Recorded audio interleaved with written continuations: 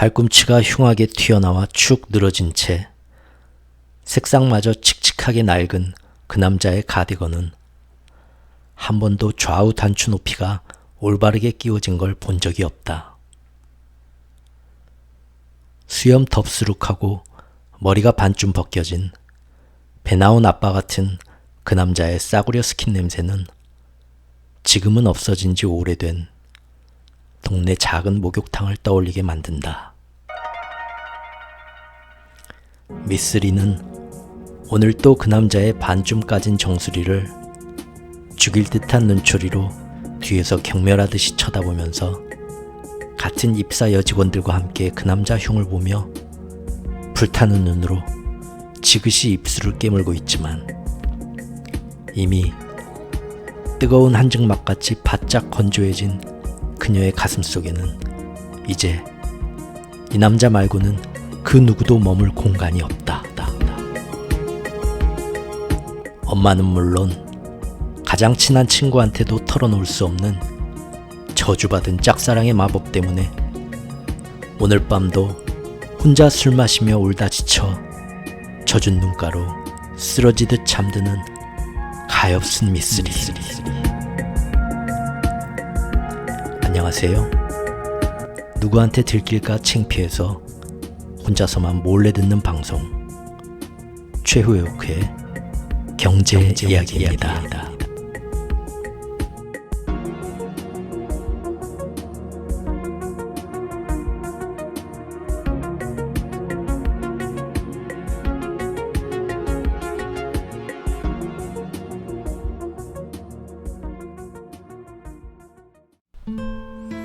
안녕하세요. 저번 영상 만들고 주말까지 해서 한 5일 정도가 지났는데 5일이 너무 스펙타클하고 다이나믹하고 너무 재밌죠? 저도 원래 시장을 그렇게 날마다 쳐다보질 않는데 요새 월요일부터 한 2, 3일간은 저녁에 이렇게 시장이 또 이렇게 썸머타임 이제 저기 시작돼가지고 좀 일찍 1시간 일찍 시작하잖아요. 그래서 저도 장 열리기 전에 풀이장 분위기 같은 거 이렇게 좀 보고 재밌더라고요. 그 한경 글로벌 마켓에 미나리라고 그 이제 비교적 젊으신 그 기자분 두 분이 남녀가 나와서 하는 게 있어요. 그거 저 이번에 어제랑 그제랑 이렇게 잠깐 잠자기 전에 한 1시간 정도씩 잠깐 들어봤는데 두 분 케미가 너무 좋아가지고 둘이 사귀었으면 좋겠어. 그 드라마 보는 아저씨 아줌마의 마음으로 괜히 응원하게 되고 또 그분들이 진행을 똑같은 얘기를 해도 이렇게 젊은 사람들 분위기로 참 이렇게 통통 튀게 잘해가지고 듣는 사람들이 이렇게 좋더라고요. 아무튼 다른 분들은 어땠는지 모르겠는데 저는 좋더라고요. 그래서 저도 요새 좀 시장이 너무 다이나믹하게 막 변하는 게 풀이장에서 막 이랬다가 본장에서 이랬다가 또 다음 날은 또 뭔 일이 터졌다가 재밌잖아요. 그래서 이번 주는 저도 이렇게 잠깐 장 시작하기 전에 1시간 정도 이렇게 2시간 정도 재미로 한 번씩 좀 걷어보고 했었습니다. 제목을 처음에 이게 제가 이거 배팅해 봅시다. 과연 크레디트 스위스는 파산할 것인가 살아날 것인가 이렇게 첫 줄을 적었는데 이거 제가 오늘 아침에 일어나서 아침부터 오전부터 대충 이제 할 일 하고 시간 날 때 이렇게 열심히 정성 들여 만든 건데 거의 다 만들 때쯤 돼가지고 이제 오늘 뉴스를 뒤늦게 봤더니 스위스 중앙은행에서 역시 이제 크레디트 스위스 대마 불사니까 살리기 위해서 지원을 해준다 그 소식이 나왔더라고요. 그래서 그냥 죽진 않겠구나. 어제 이렇게 사람들 막 되게 겁나했던 것처럼 어제랑 그제 그렇게 생각하고 이제 대충 이렇게 초안을 만들고 나서 배고파서 다시 밥도 먹고 집안일 좀 하고 지금 이제 6시 다 돼서 자리에 좀 앉았습니다. 이 방송을 해보려고. 근데 지금 봤더니 이미 그 선물 시장에서 크레디트 스위스가 많이 올랐더라고요. 어제 떨어진 낙폭을 다 만회했더라고요. 이제 시장에서 모르죠. 또 내일 가면 또 어떨지 모르고 며칠 뒤에 또 뭔 일 터질지는 모르지만 일단은 크레디트 스위스라는 대형 폭탄도 오늘까지 대충 마무리가 될 것 같다라고 시장은 또 긍정적으로 지금 당장은 그렇게 보고 있는 것 같네요. 그래서 이 첫 줄 뽑은 게 의미가 없어졌네요. 저는 이제 원래 영상 다 끝나고 이 영상을 쭉 다 보신 분들은 그래, 크레디트 스위스가 이번에는 못 살아날 거냐 아니면 이번에도 살아날 거냐 한 번씩 좀 이렇게 배팅을 해보시라고, 투표를 해보시라고 한번 해보려고 했는데 뭐 노인네가 동작이 너무 굼떠가지고 뭐 이렇게 충청도 사람도 아닌데 뭐가 이렇게 안 맞네요. 보시죠. 어쨌든 한번 중요한 얘기들 좀 있습니다. 제 나름대로요. 예. CS 처음 듣지 않죠? 이제 와서 갑자기 CS가 왜 갑자기 터져? 그런 얘기 하시는 분도 계시려나? 예. 그러면은 스위스의 알프스 소녀 하이디는 매우 서운합니다. 그리고 지금도 자존심의 상처를 많이 입고 있어요. 무슨 얘기냐면 알프스 소녀 하이디 아시겠죠? 제 나이대 분들이거나 더 이제 저기 댓글 보니까 저보다도 연배가 많으신 선배님들이 이렇게 댓글을 참 저한테 이렇게 좋은 말씀 해주시면서 따뜻하게 적어주신 분들도 계시던데 너무 감사합니다. 그렇게 응원해 주시고 좋게 봐주셔서. 사실 제가 뭐 이쪽 경제 전문가도 아니고요, 박사도 아니고요, 리포터도 아니고요, 뭐 많이 하는 사람도 아닌데 참 코로나 때 너도 나도 이 주식시장에 발 담그다 보니까 참 X나 Y나 튀어나오네요. 이렇게 또 방송하겠다고. 죄송합니다. 어쨌든 뭐 여러분들이 이렇게 유튜브에 쭉 이렇게 댓글을 좋게 달아주셔서 너무 감사하고요. 알프스 소녀 하이디에 대해서는 옛날에 TV에서 만화로도 하고 조금 연배가 있으신 분들은 다 아실 거예요. 요새는 어떨지 모르겠네요. 요새는 한번 제가 뽑았는데 스위스에서 굉장히 유명한 문학 작품입니다.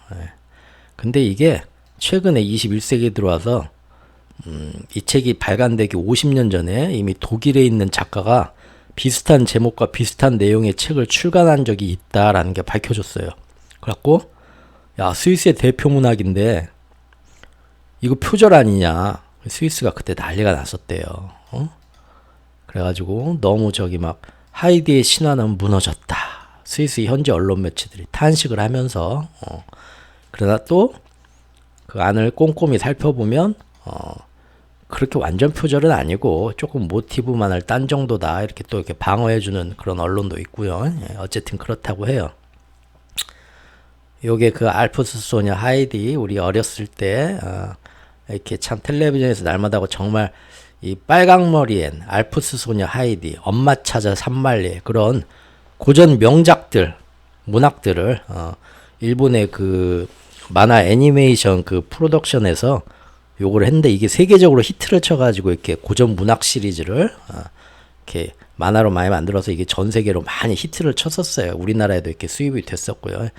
요거 한번 제가 유튜브에서 가져왔으니까 오랜만에 한번 좀 많이 이렇게 숙성되신 분들 있죠? 발렌타인 뭐 50년, 70년 되신 분들 한번 재밌게 한번 들어보시고요. 주제가도. 근데 이 스위스 하면 이런 뭐 알프스 소녀 하이디도 있지만 옛날에 우리 시게로도 유명했고요. 중립국으로 유명하고요. 또 그러지만 지금 요새 단연코 스위스의 자존심은 그리고 지금 무너지려 하는 자존심은 바로 크레디트 스위스죠. 이거 처음 듣는다고 하시면 안 되죠. 왜냐하면 제가 작년부터 크레디트 스위스 아주 중요하게 몇 번 크게 다뤘었죠. 블로그에서. 네. 자, 본격적인 이야기 들어가기 앞서서 재밌는 거 하나 보실까요? 요게 뭐냐면 그때 그 제가 저번 영상 만들고 나서 토요일 일요일 동안 이제 그 시장에 뭔가 큰 위기가 온다 하는 얘기들이 그때 실리콘밸리 은행이었죠. 크게 막 확대 재생산되면서 어마어마한 이제 공포 분위기가 막 생길 것 같다 했잖아요. 근데 실제 뭐 주말 동안 되게 시끄러웠죠. 지난 주말 동안. 그러니까 그 실리콘밸리 은행에 돈을 묻어놓고 있는데 돈이 묶여버린 그런 이제 스타트업 회사 중에 전부 막 그 스타트업 회사들 주말 내내 밥도 못 먹었을 거 아니에요. 속이 얹힐까봐. 지금 속이 얼마나 터졌겠어요. 복장이 터졌겠죠. 근데 힘들 때 우는 건 인류죠. 삼류죠. 예. 힘들 때 웃는 게 진짜 인류죠. 인류. 한 회사가 있습니다. 그 회사가 그 목요일 날 그 실리콘밸리 은행 그 빵 터져갖고 자기들 회사가 주말에 이렇게 난리가 났을 때 이 회사는 힘들다고 하지 안 하고 광고를 올려요. 그래서 지금 우리가 거기 우리 회사가 그 실리콘밸리 은행에 돈 묻어놨다가 지금 액수 돼버렸다. 지금 속된 말로. 그래서 지금 현금을 어떻게든 빨리 저기 융통을 해야 되는데 뭐 나라에서 뭐 주말 동안 뭐 회의하면서 어떻게 좀 뭐 구제해 줄지 어쩔지 모르겠지만 그것만 기다리고 손가락 빻을 순 없다. 우리가 적극적으로 나서서 현금을 어떻게든 지금 더 많이 어디서든 융통해야겠다. 얘네들은 어떻게 했냐면 40% 오프 세일을 때려버립니다. 페이스북 같은 데 막 광고를 때린 거죠. 우리 지금 여기 보세요. I never liked the Bay Area. 베이 에어리가 어디냐면요. 샌프란시스코 베이 에어리를 뜻한대요. 샌프란시스코 어딘지 아시죠? 이거 좀 찾아놓을 걸. 여기 샌프란시스코 베이 에어리아 여기 미국 서부에 금문교 유명한 금문교가 있네요. 샌프란시스코 베이 에어리아인데 이쪽에 뭐가 있냐면 실리콘밸리가 있거든요. 그러니까 이쪽 이제 캘리포니아 사람만의 그 이제 그 지역적인 특성과 그쪽 주의 어떤 분위기 또 실리콘밸리의 그쪽 사는 사람 그쪽 일하는 사람들의 그 분위기가 이 지역에 있겠죠. 우리가 쉽게 예상해 보면 어떤 겁니까? 이번에 뭐 저기 실리콘밸리 은행에 그 앞에 줄 선 사람들 인터뷰할 때 보면 딱 나오잖아요. 보면은 여기 아이고 그 줄 섰다는 사람들 그때 그 사진들 기사에서 보면 어떻습니까? 다 IT 회사에서 아니면 그 뭡니까 스타트업 회사에서 일하는 사람인데 옷 입은 거 보면 회사에서 이제 우리 돈 찾으려고 요 앞에 막 줄 서러 왔는데 보면 다 덥수룩하고 머리도 잘 안 빗고 어디 슬리퍼나 크록스 신고 막 후줄근하게 추리닝이나 그런 거 입고 와가지고 후드티 입고 와서 줄 서 있죠. 그쪽에 사는 사람들 스타일 아니에요. 그쪽에서 일하는 사람들 실리콘밸리. 어떤 이제 이런 사람들은 차를 뭘 타겠어요? 뭐 아메리칸 머스카를 타겠어요? 픽업 트럭을 타겠어요? 주로 이제 최신 저기 도요타 하이브리드 카 같은 거 타다가 요새는 이제 테슬라를 많이 타겠죠. 최신 유행의 트렌드에. 실제로 테슬라가 지금 캘리포니아에서 이런 데서 실리콘밸리 쪽에서 제일 많이 팔리는 걸로 제가 알고 있거든요. 어쨌든 그쪽 사람들만의 좀 그 재수 없는 꼴이 있겠죠. 여기 써있잖아요. 자기도 그 실리콘밸리 은행에 돈을 묻어놓은 스타트업 사람이지만 나 원래부터 그쪽 샌프란시스코 베이 에어리였죠. 나 원래부터 그쪽 원래 좋아하지 않았어. 그놈들. 한마디로 그 오타쿠 놈들. I never liked the Bay Area. How could this happen? 야, 어떻게 나한테 이런 일이 일어나냐. 정말 역같다. This suck 하면서 빨리 뛰어와라. 우리 상점에. 지금 40% 오프. 지금 당장 세일 하겠다 우리. 그런데 그 프로모 코드가 있어요. 할인 코드를 뭐라고 입력해야 되냐면 뱅크런이라고 입력합니다. 너무 이런 회사가 지금 절단 날지도 모르는데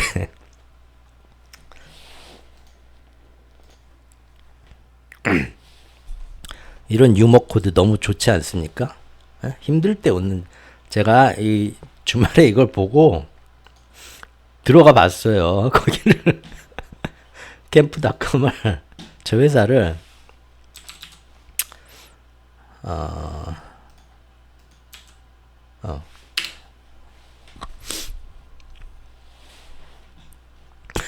요런 물건 파는 회사인데 주로 뭐 애기들 장난감 있고요. 그 다음에 뭐 캠핑용품에 쓰는 캠핑에 쓰는 저런 뭐 가방이나 소품 요런 거 있고요.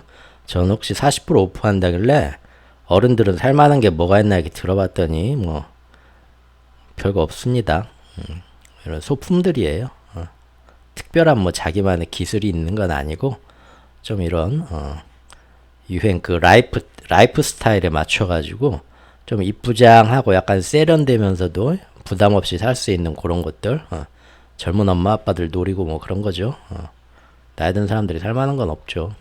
그리고 실제 살려고 해도 미국 물가가 지금 많이 비싸고 달러도 비싸고 환율도 해서 40% 할인하는데도 그 가격에 살 만한 건 없더라고요. 우리는 또 해외 배송비도 들잖아요.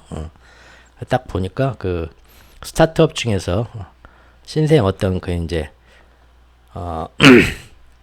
최신 유행을 따라가는 젊은 엄마 아빠들의 어떤 그런 트렌드를 좀 이렇게 사로잡아가지고 거기서 이렇게 좀 틈새 시장으로 이렇게 노려서 자기들만의 어떤 뭐 이쁘장한 것들을 팔아볼까 하는 그렇게 뭐 대단한 회사는 아니고 자기들만의 뭐 기술력 있는 그런 건 아니었고요. 그냥 일반적인 그런 스타트업 회사더라고요. 어쨌든 이 사람들은 그 기회를 이렇게 힘들 때 또 이런 식으로 또 굉장히 재기발랄하죠. 역시 그 회사 자체가 굉장히 그 분위기 자체가 역시 큰 대기업이나 중견기업하고 다르게 젊은 사람들 감각도 있는 것 같고요. 어쨌든 그랬습니다. 예. 지금은 아직도 이 할인 코드가 먹히는지 모르겠네요. 왜냐면 이번 주에 이제 이게 실리콘밸리가 대충 해결이 돼서 어쨌든 제가 저번 영상에서 뭐라고 했습니까? 휩소에 휘둘리지 말자. 톱니 톱날처럼 여러 가지 일이 생긴 거 있는데 그거에 막 부하 내동하고 언론의 선동에 휘말려서 이리 갔다 저리 갔다 막 함부로 막 그러는 거보다는 그냥 큰 흐름을 보고 조금 궁뎅이 딱 붙이고 일이 어떻게 돌아가나 마음이 막 벌렁벌렁해도 쉽게 손 내밀거나 발 들이밀지 말고 지켜보는 게 어떨겠냐. 물론 뭐 제가 뭐 미래가 어떻게 될지 모르고요. 그래도 그러는 게 좋을 것 같다 이번에 딱 보니까. 그리고 그 안에서 사실 그 물밑에서 움직이는 진짜 그 세력들의 흐름을 놓치지 않고 매 눈으로 파악하는 게 어떻겠냐라고 제가 했었는데요. 그러니까 이제 뭐 그런 분들도 있었겠죠. 참 노인네는 진짜 어디 누가 나가면 밖에서 차 조심, 길 조심, 걱정만 맨날 24시간 걱정만 하네. 나도 비록 주린이지만 이번 코로나 사태 지금 2년 3년 들어와가지고 겪으면서 나름 시장에서 이일 저일 다 겪고 잔뼈가 굵었어. 별 걱정을 다 하네. 아마 그렇게 생각하신 분들도 좀 있었겠죠? 요런 식으로요. 휩소라면 뭐 휩소가 뭐 별건가? 톱질하는 거 아니야? 톱질하는 거. 이거 뭐 어렵습니까? 좀 뭐 저기 손발은 부들부들 떨릴 수 있지만 뭐 어렵지 않죠. 뭐 톱질 뭐 이런 일 한두 번 겪어보나 하셨겠죠. 그런데 겪어보니까 휩소 정도가 아니라 아주 그냥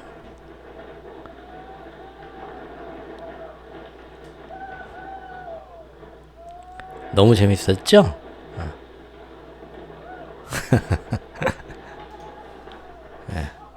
롤러코스터죠. 제가 저번에 청룡열차라고 해서 저도 굉장히 웃겼습니다. 자, 그렇게까지 오래되진 않았는데 왜 그 말이 생각났나 모르겠네요. 청룡열차가. 난리가 났죠. 아니 휩소라고 내가 분명히 들은 것 같은데 이게 휩소가 아닌데 이 정도면 아무리 봐도 휩소를 가장한 청룡열차의 경과 보고를 한번 해보겠습니다. 지금부터.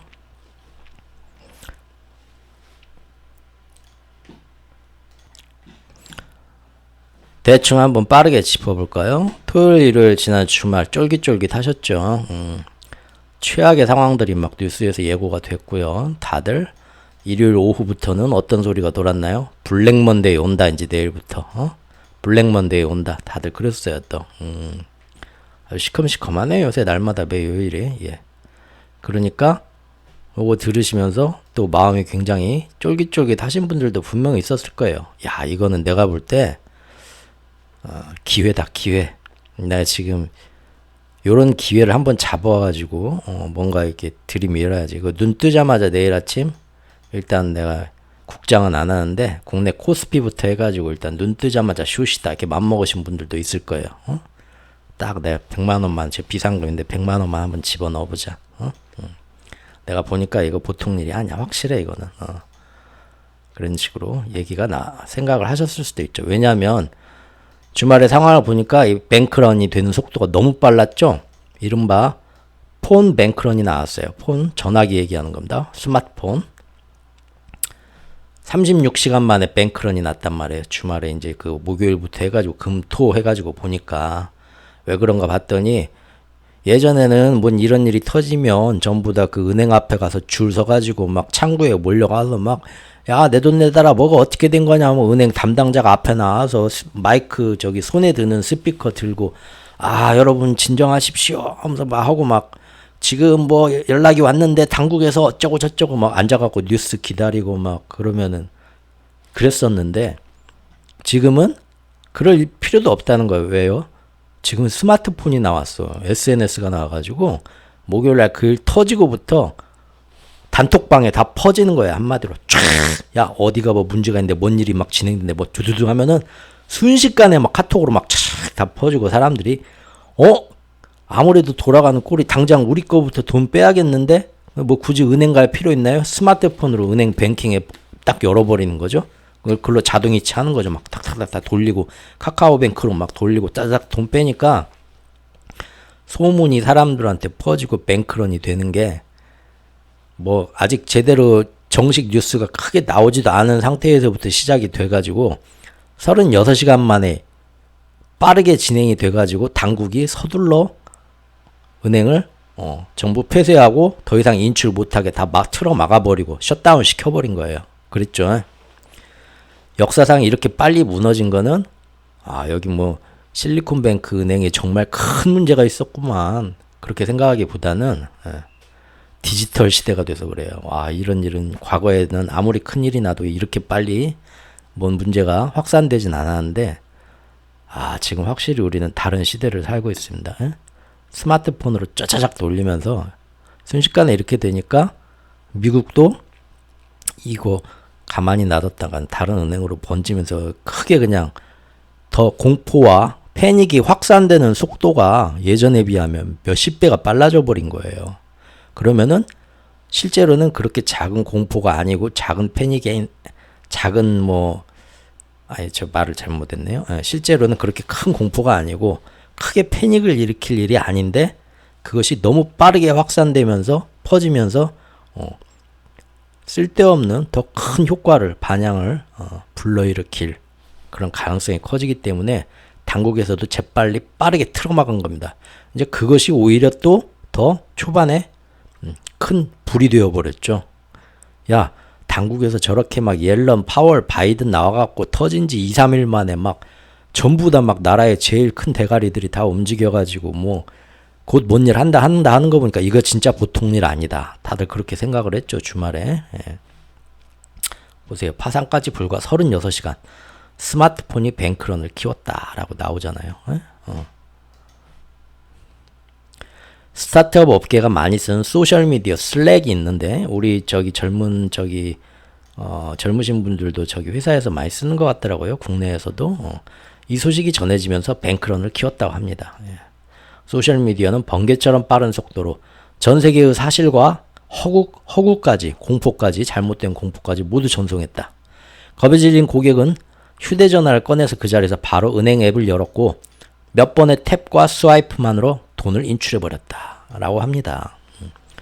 그래서 금요일, 토요일, 일요일 집에서 쉬지도 못하고 옐런 재무부 장관이 경제 전문가들 다 모여서 주말 회동했고요. 바이든도 캘리포니아 주지사를 직접 만나서 또 대응책을 논의를 했고요. 서로 어떻게 할 건지 빠른 대응을 막 회의를 하기 시작했죠.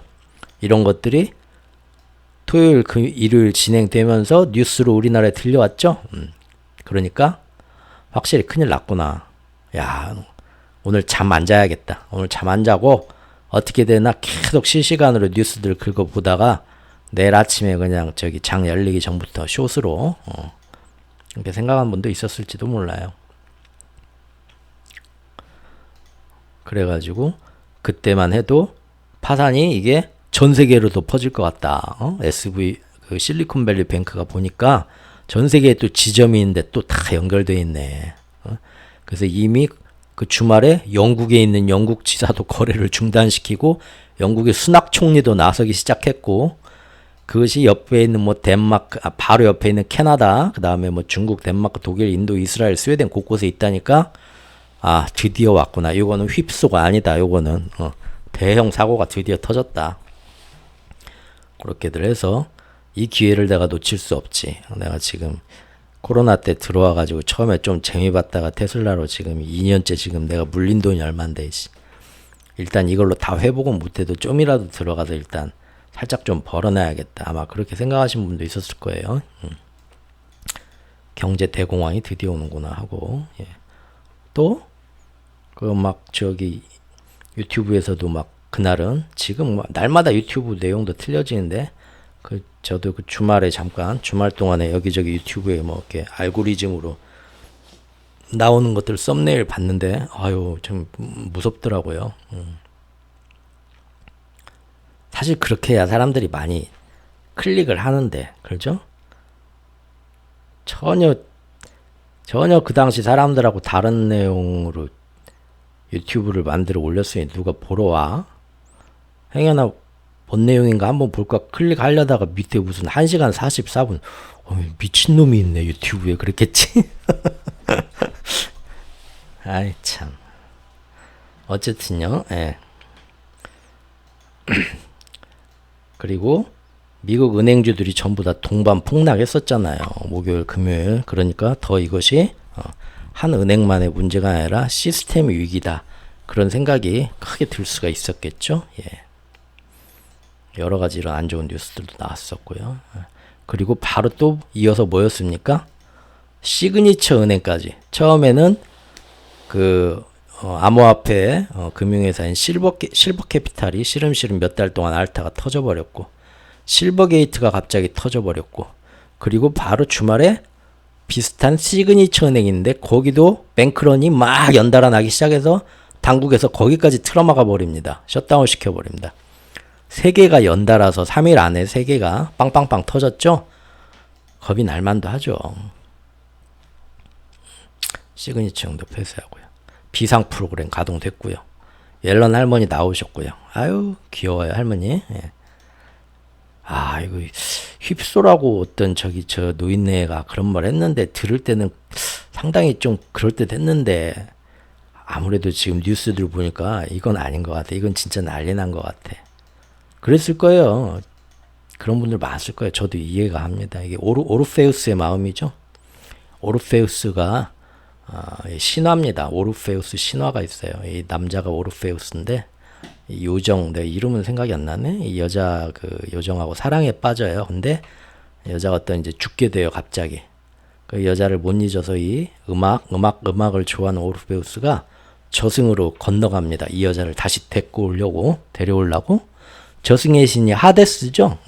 하데스를 만나러 가는 길에 뭐 여러 가지 그 막 힘든 모험을 하고 결국 가서 나 이 여자를 너무 사랑하는데 도저히 안 되겠다, 데리고 나가겠다 해서 하데스가 허락을 해줍니다. 아 참 그 자식 참 대단하네. 그래 내가 보내줄게. 대신 그 저승의 문을 나가서 그 강을 건너서 저승을 빠져나갈 때까지 절대 뒤를 돌아다보면 안 된다. 딱 조건을 걸어요. 그 정도야만 할 수 있죠. 오르페우스는 가는데 막 너무 막 바람이 불고 막 너무 힘들고 그 빠져나가는 길도 순탄치가 않은데 뒤에서 막 떨어지지 않으려고 여자 손을 꽉 잡고 이렇게 앞서갔단 말이에요. 근데 계속 가면서 뒤에서 정말 잘 따라오는지 너무 이제 궁금한 거예요. 걱정이 되고 볼 수가 없으니까. 그래서 뒤를 돌아보지 말라고 하는데 결국은 거의 다 빠져나서 뒤를 돌아다보게 되죠. 그 순간 이 여자는 다시 저승으로 빨려 들어가고, 이제 혼자만 이제 이승에 나와서 혼자 서러워하고 슬퍼하고 이 여자를 못 잊어 하다가 이제 뭐 또 이 남자도 안 좋은 최후를 당해가지고 죽으면서 나중에 머리만 남게 돼요. 시체에서. 너무 이제 처참한 사랑 얘기죠. 예. 근데 이 옛날 신화를 어떤 그 모티브로 해가지고 영화도 하나 나와요. 예전에 이제 흑인 오르페라고 옛날에 우리 주말의 명화 뭐 그런 KBS 명화극장 그런 시간에 많이 해줬던, 이게 좀 영화사에서 이게 이 브라질 뭐 카니발 그거를 이제 무대로 남미에 그 이제 그때 있었던 하룻밤에 있었던 사건을 이런 신화에 빗대어 가지고 만든 영화인데 영화사 쪽에서는 뭐 상당히 좀 쳐주더라고요. 내용은 뭐 이렇게 보시면 이 신화를 모르고 보면 이거 뭔 내용이야? 뭐 이상한 내용이네. 약간 예술 영화 같이 이렇게 느낄 텐데 그래도 상당히 재밌어요. 어렸을 때 TV에서도 몇 번 해줬었는데 무엇보다도 이 흑인 오르페라는 영화의 그 OST 영화 음악이 아주 좋습니다. 제가 여기 유튜브에서 가까봤는데 이것도 한번 시간 되실 때 블로그 들어와서 한번 들어보시죠. 아마 대부분이 들으시면 이거 어디서 들어봤는데 하실 거예요. 카니발의 아침이라고 그러실 겁니다.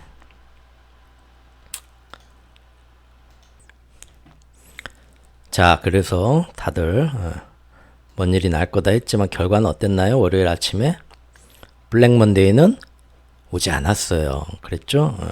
한국 시장도 멀쩡했어요.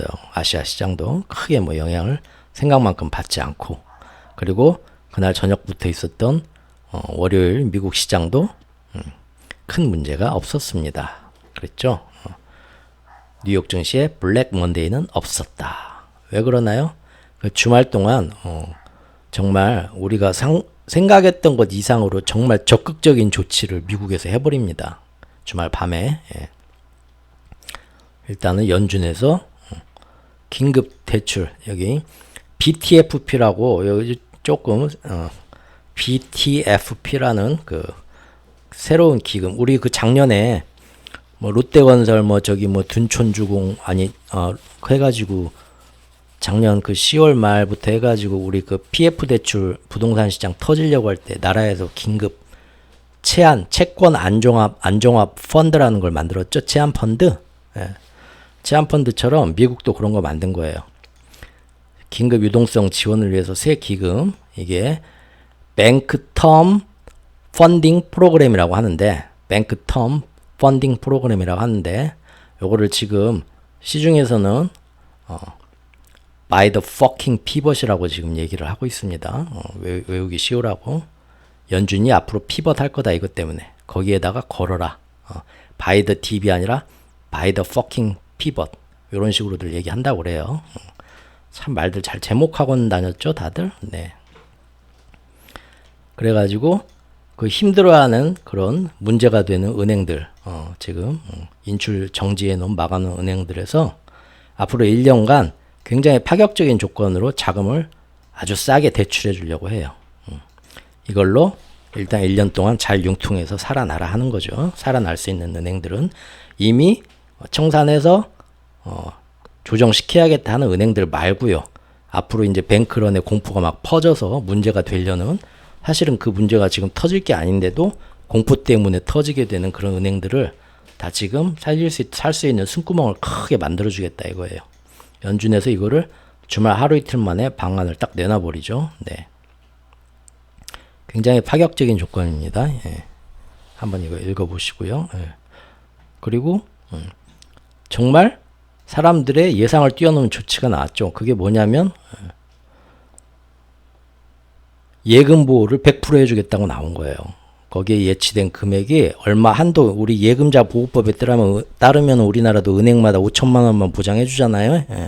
그런데 그 이상으로 거기 예금된 돈이 몇 억이든 몇십억이든 다 나라에서 그거를 보장해 주겠다라고 나온 거예요. 와, 이거는 정말 사람들이 미처 생각 못한 거죠. 그러니까 워낙에 스마트폰이나 SNS들을 통해서 정부가 대처하고 사람들의 마음을 안심시키기 전에 이미 그 손가락으로 틱틱틱 하면서 모든 공포와 패닉이 전염되면서 서로 간에 쓸데없이 막 너무 크게 막 그러지 않아도 되는데 뱅크런을 하겠다 막 하면서 다 빠져나가면서 문제가 커질 것 같으니까 정부에서 정말 사람들 손가락을 멈출 수 있는 아주 파격적인 조건으로 지금 월요일날 빵 아침에 때려버린 거예요. 이게 이러면은 이렇게까지 할 수 있을 거라고는 생각 못했는데 이 자본주의 민주주의 사회에서 마치 이거는 사회주의에서나 가능한 거의 뭐 그런 식이죠.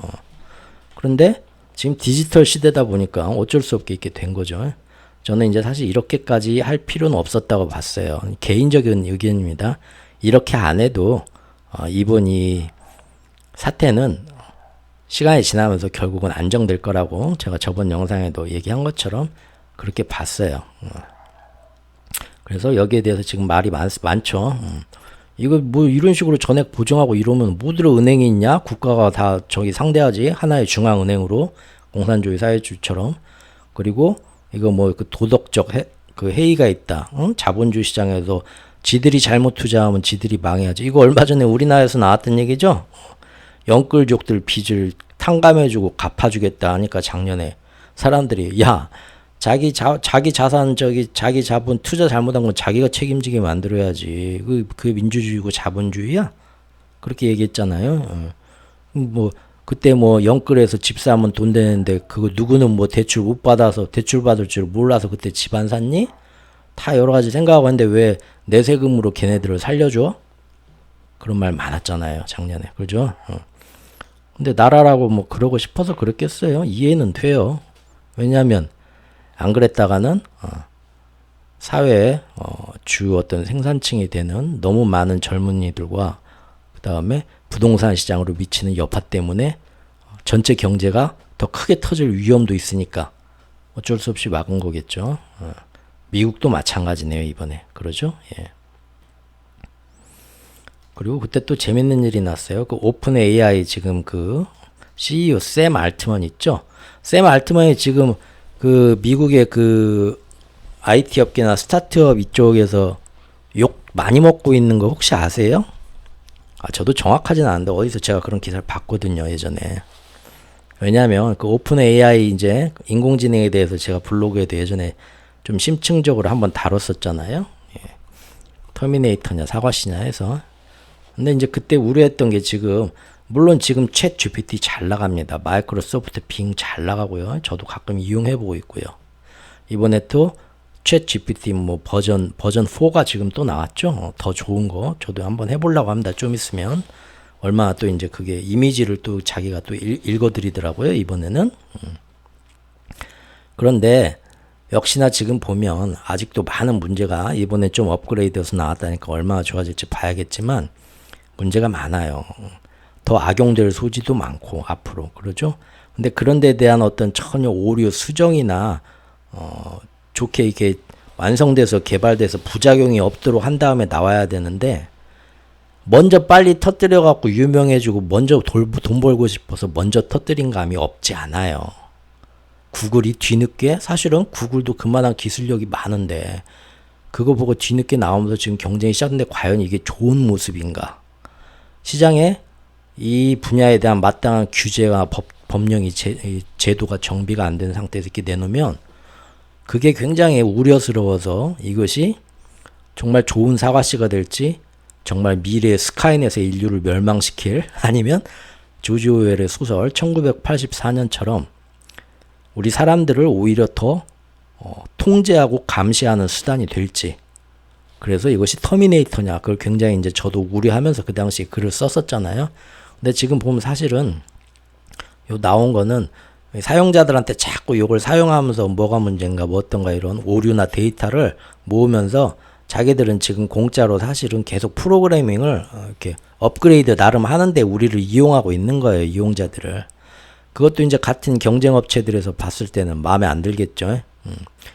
딱 보니까 지금 꼬라지나 뭐 지들도 보니까 그렇게 잘 되는 거 아니고 문제는 많은데 먼저 유명해지고 싶어서 먼저 돈 벌고 싶어서 무리하게 지금 끌고 나와가지고 또 그거를 사람들을 교묘하게 이용해서 돈 안 들이고 또 자기들 프로그램 업그레이드 하는 것 같으니까 같은 기술자들끼리 지금 쓱 났겠죠. 마치 그 언더그라운드에서 우리가 락 스피리트를 버리면 안 돼.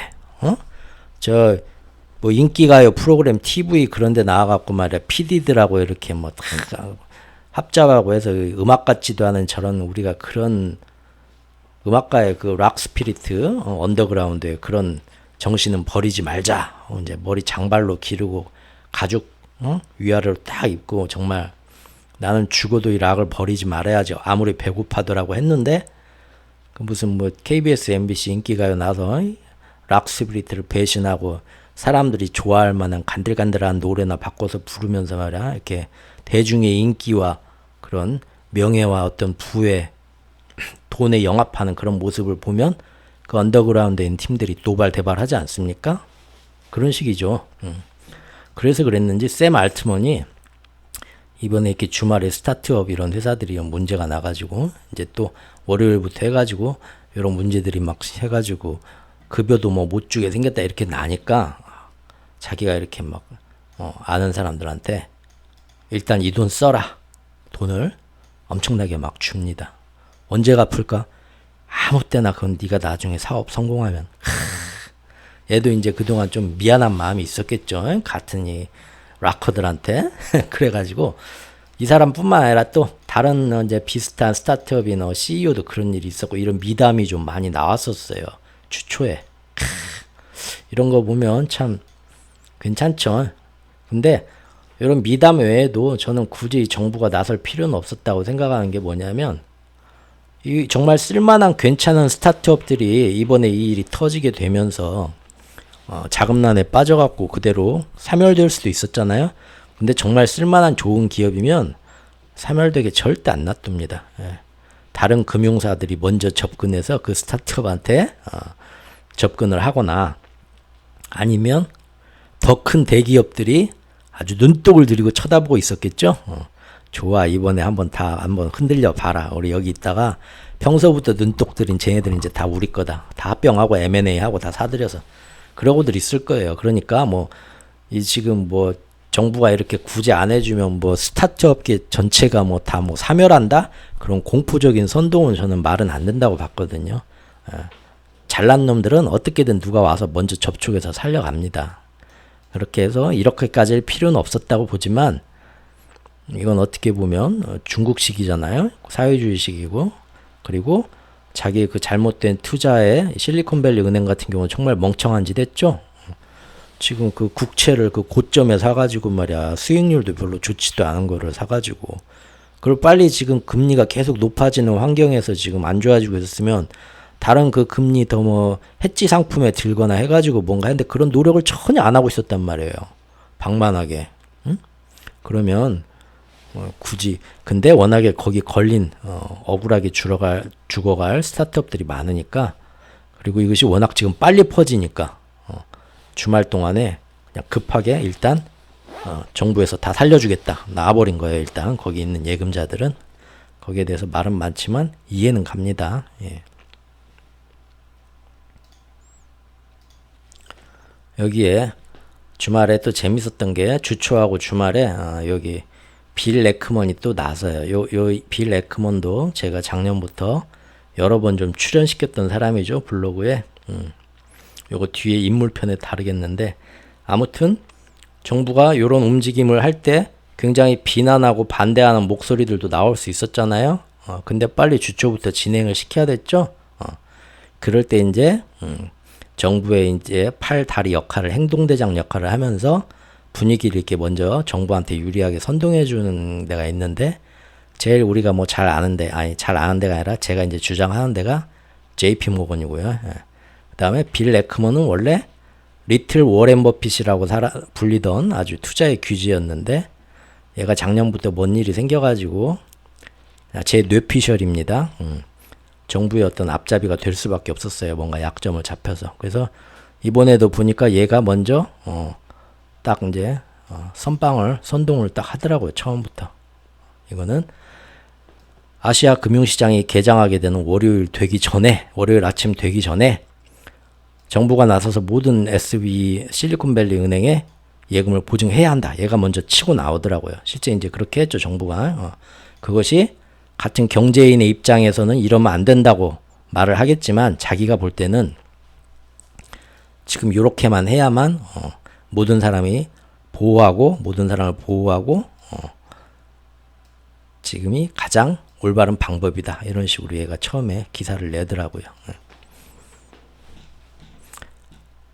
그래서 결국은 시그니처 은행까지 전부 비보호 예금도 미 정부가 전액 보증할 것이라고 나왔어요. 대신 여기에 대해서 아까 얘기한 것처럼 그 지들이 잘못한 걸 왜 우리 납세자의 피 같은 세금으로 그런 이제 비난이 나오니까 절대 이거는 세금으로 하진 않겠다. 대신 그 이제 은행들이 계속 그동안 개똥같이 모아온 이런 위급한 상황에 쓸 수 있는 기금이 있다.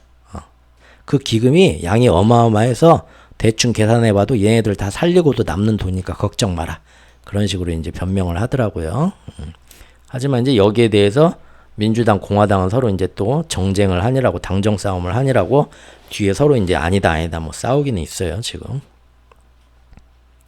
어쨌든 그런 식으로 블랙 먼데이 막기에 총력을 기울이겠습니다. 그래갖고 지원 프로그램은 이런 식으로 미국 국채 가격인데 지금은 많이 하락했지만 요거를 담보로 1년 동안 돈을 빌려주는데 그 가격을 처음 샀던 액면가 가격으로 쳐줘서 돈을 빌려주겠다. 그런 아주 파격적인 조건으로 어떻게든 살려주겠다 이 얘기죠. 이 얘기가 나와서 월요일날 오히려 시장은 혼조세를 보였죠.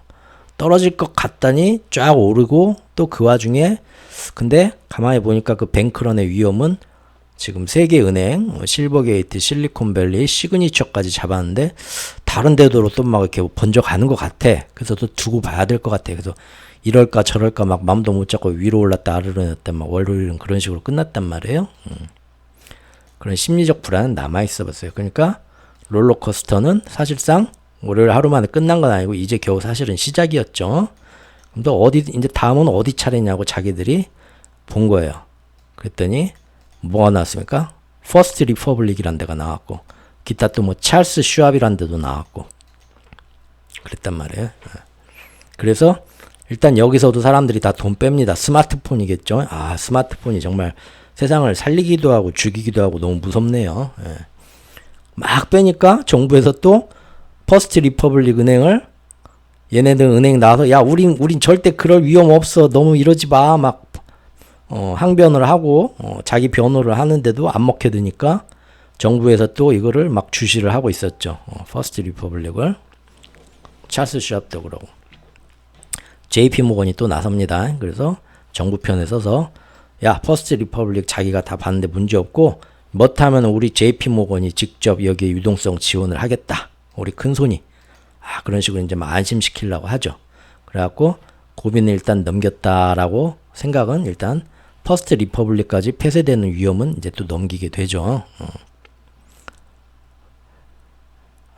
지금 보면 골드만삭스도 나중에 이제 오늘 보니까 어젠가 뉴스 보니까 그 실리콘뱅크 은행의 그 부실 그 채권을 얘네가 또 많이 사주기로 했더라고요.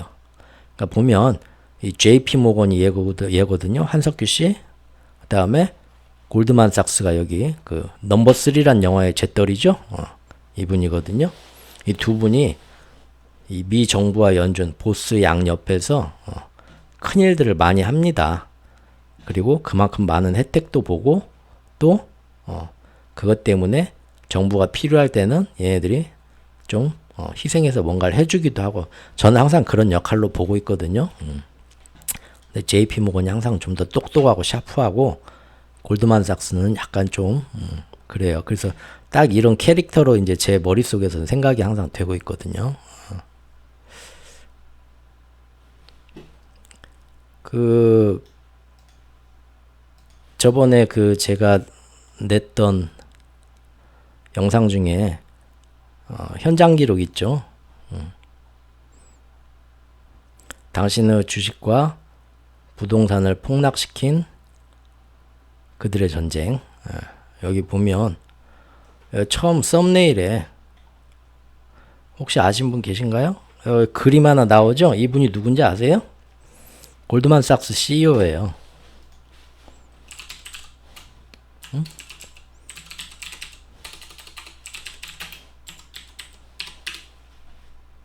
이분이에요. 데이비드 솔로몬. 데이비드 솔로몬인데 왜 저기 이분이 여기 뭐야 요런 저기 헤드폰 끼고 있죠 목에. 이분이 그 취미로 디제잉 하는 거 아세요?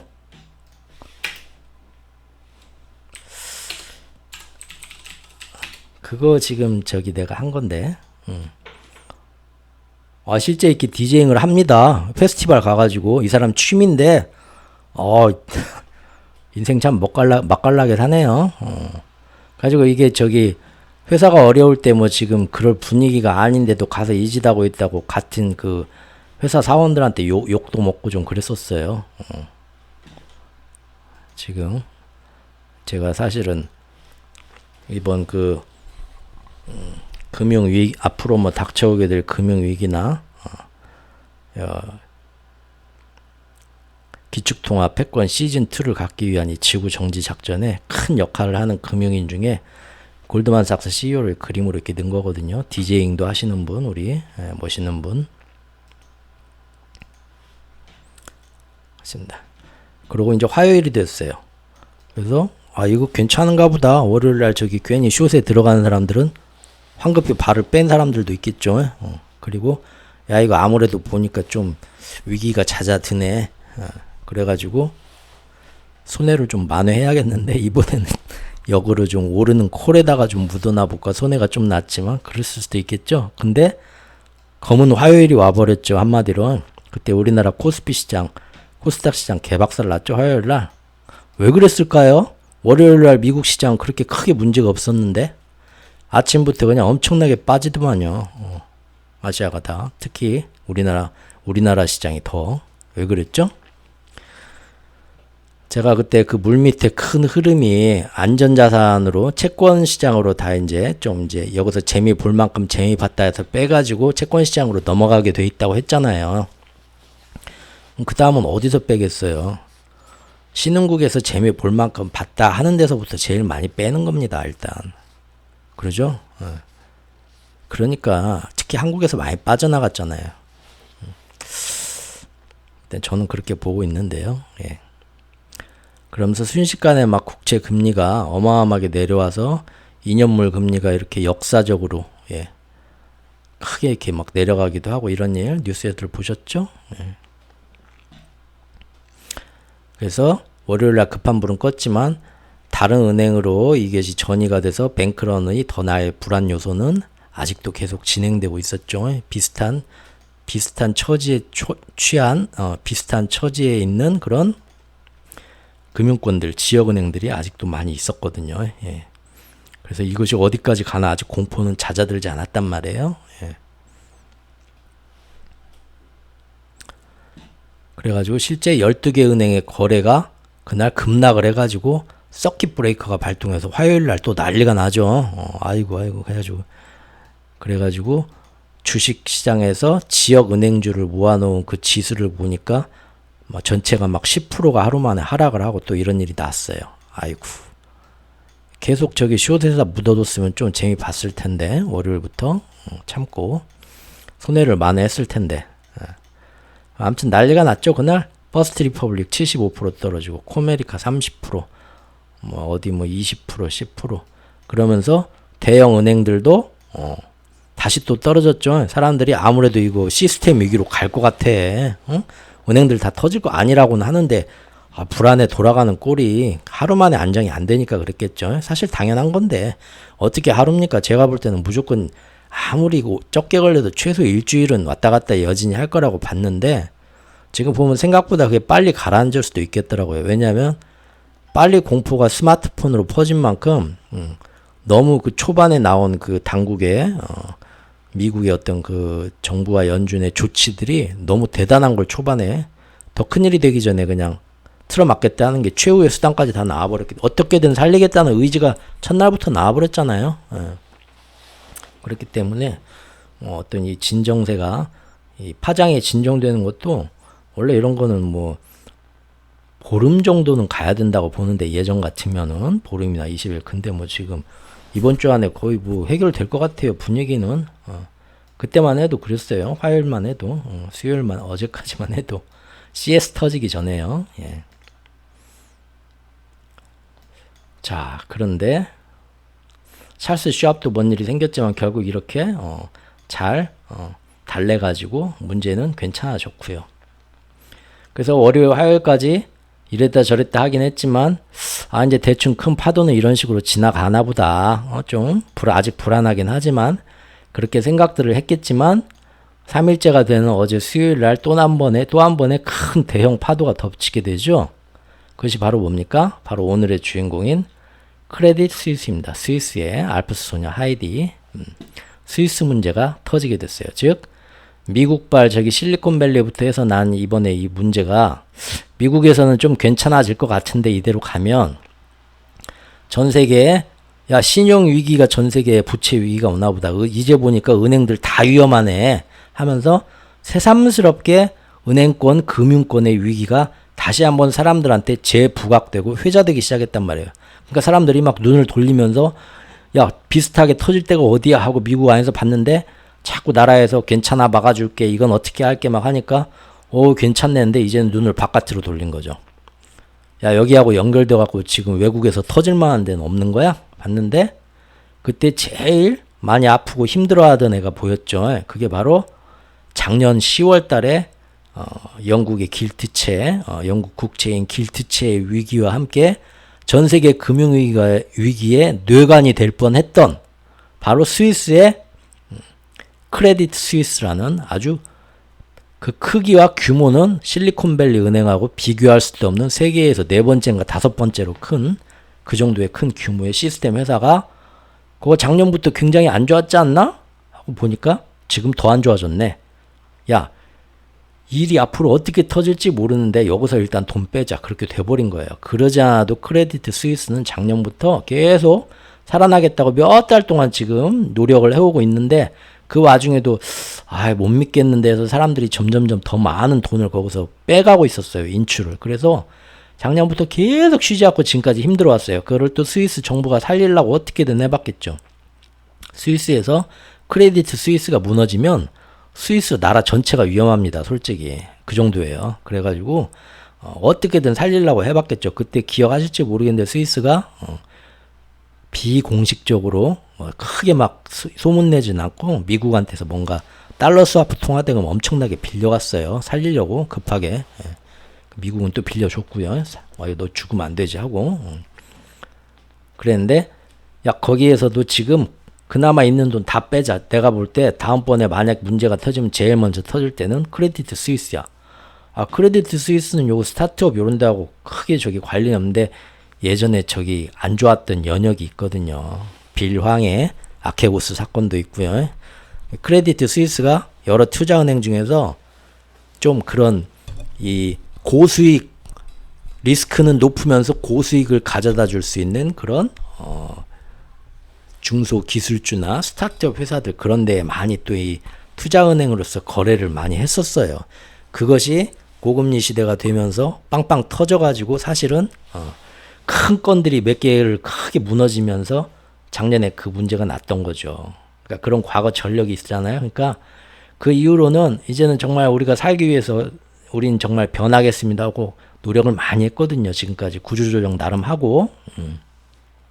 근데 사람들이 과거에 문제가 있다 뭐 이 일 어떻게 터지냐 하면 전과자부터 일단 뭘 찾아내잖아요. 그것처럼 과거에 이제 전력이 있는 범행 기록이 있는 크레디트 스위스부터 이제 해가지고 거기서부터 다 돈 빼자 하면서 문제가 있는 사람들이 몰려갔는데 크레디트 스위스에서 실제로 안 좋은 사건들이 또 어제 또 같이 또 한 번 터졌어요. 사실 평소에는 그렇게 들여다보면 안 좋은 사건도 아닌데 어쨌든 지금 위태위태한데 분위기도 안 좋은데 안 좋은 소식이 터지니까 더 이제 일이 커지게 된 거죠.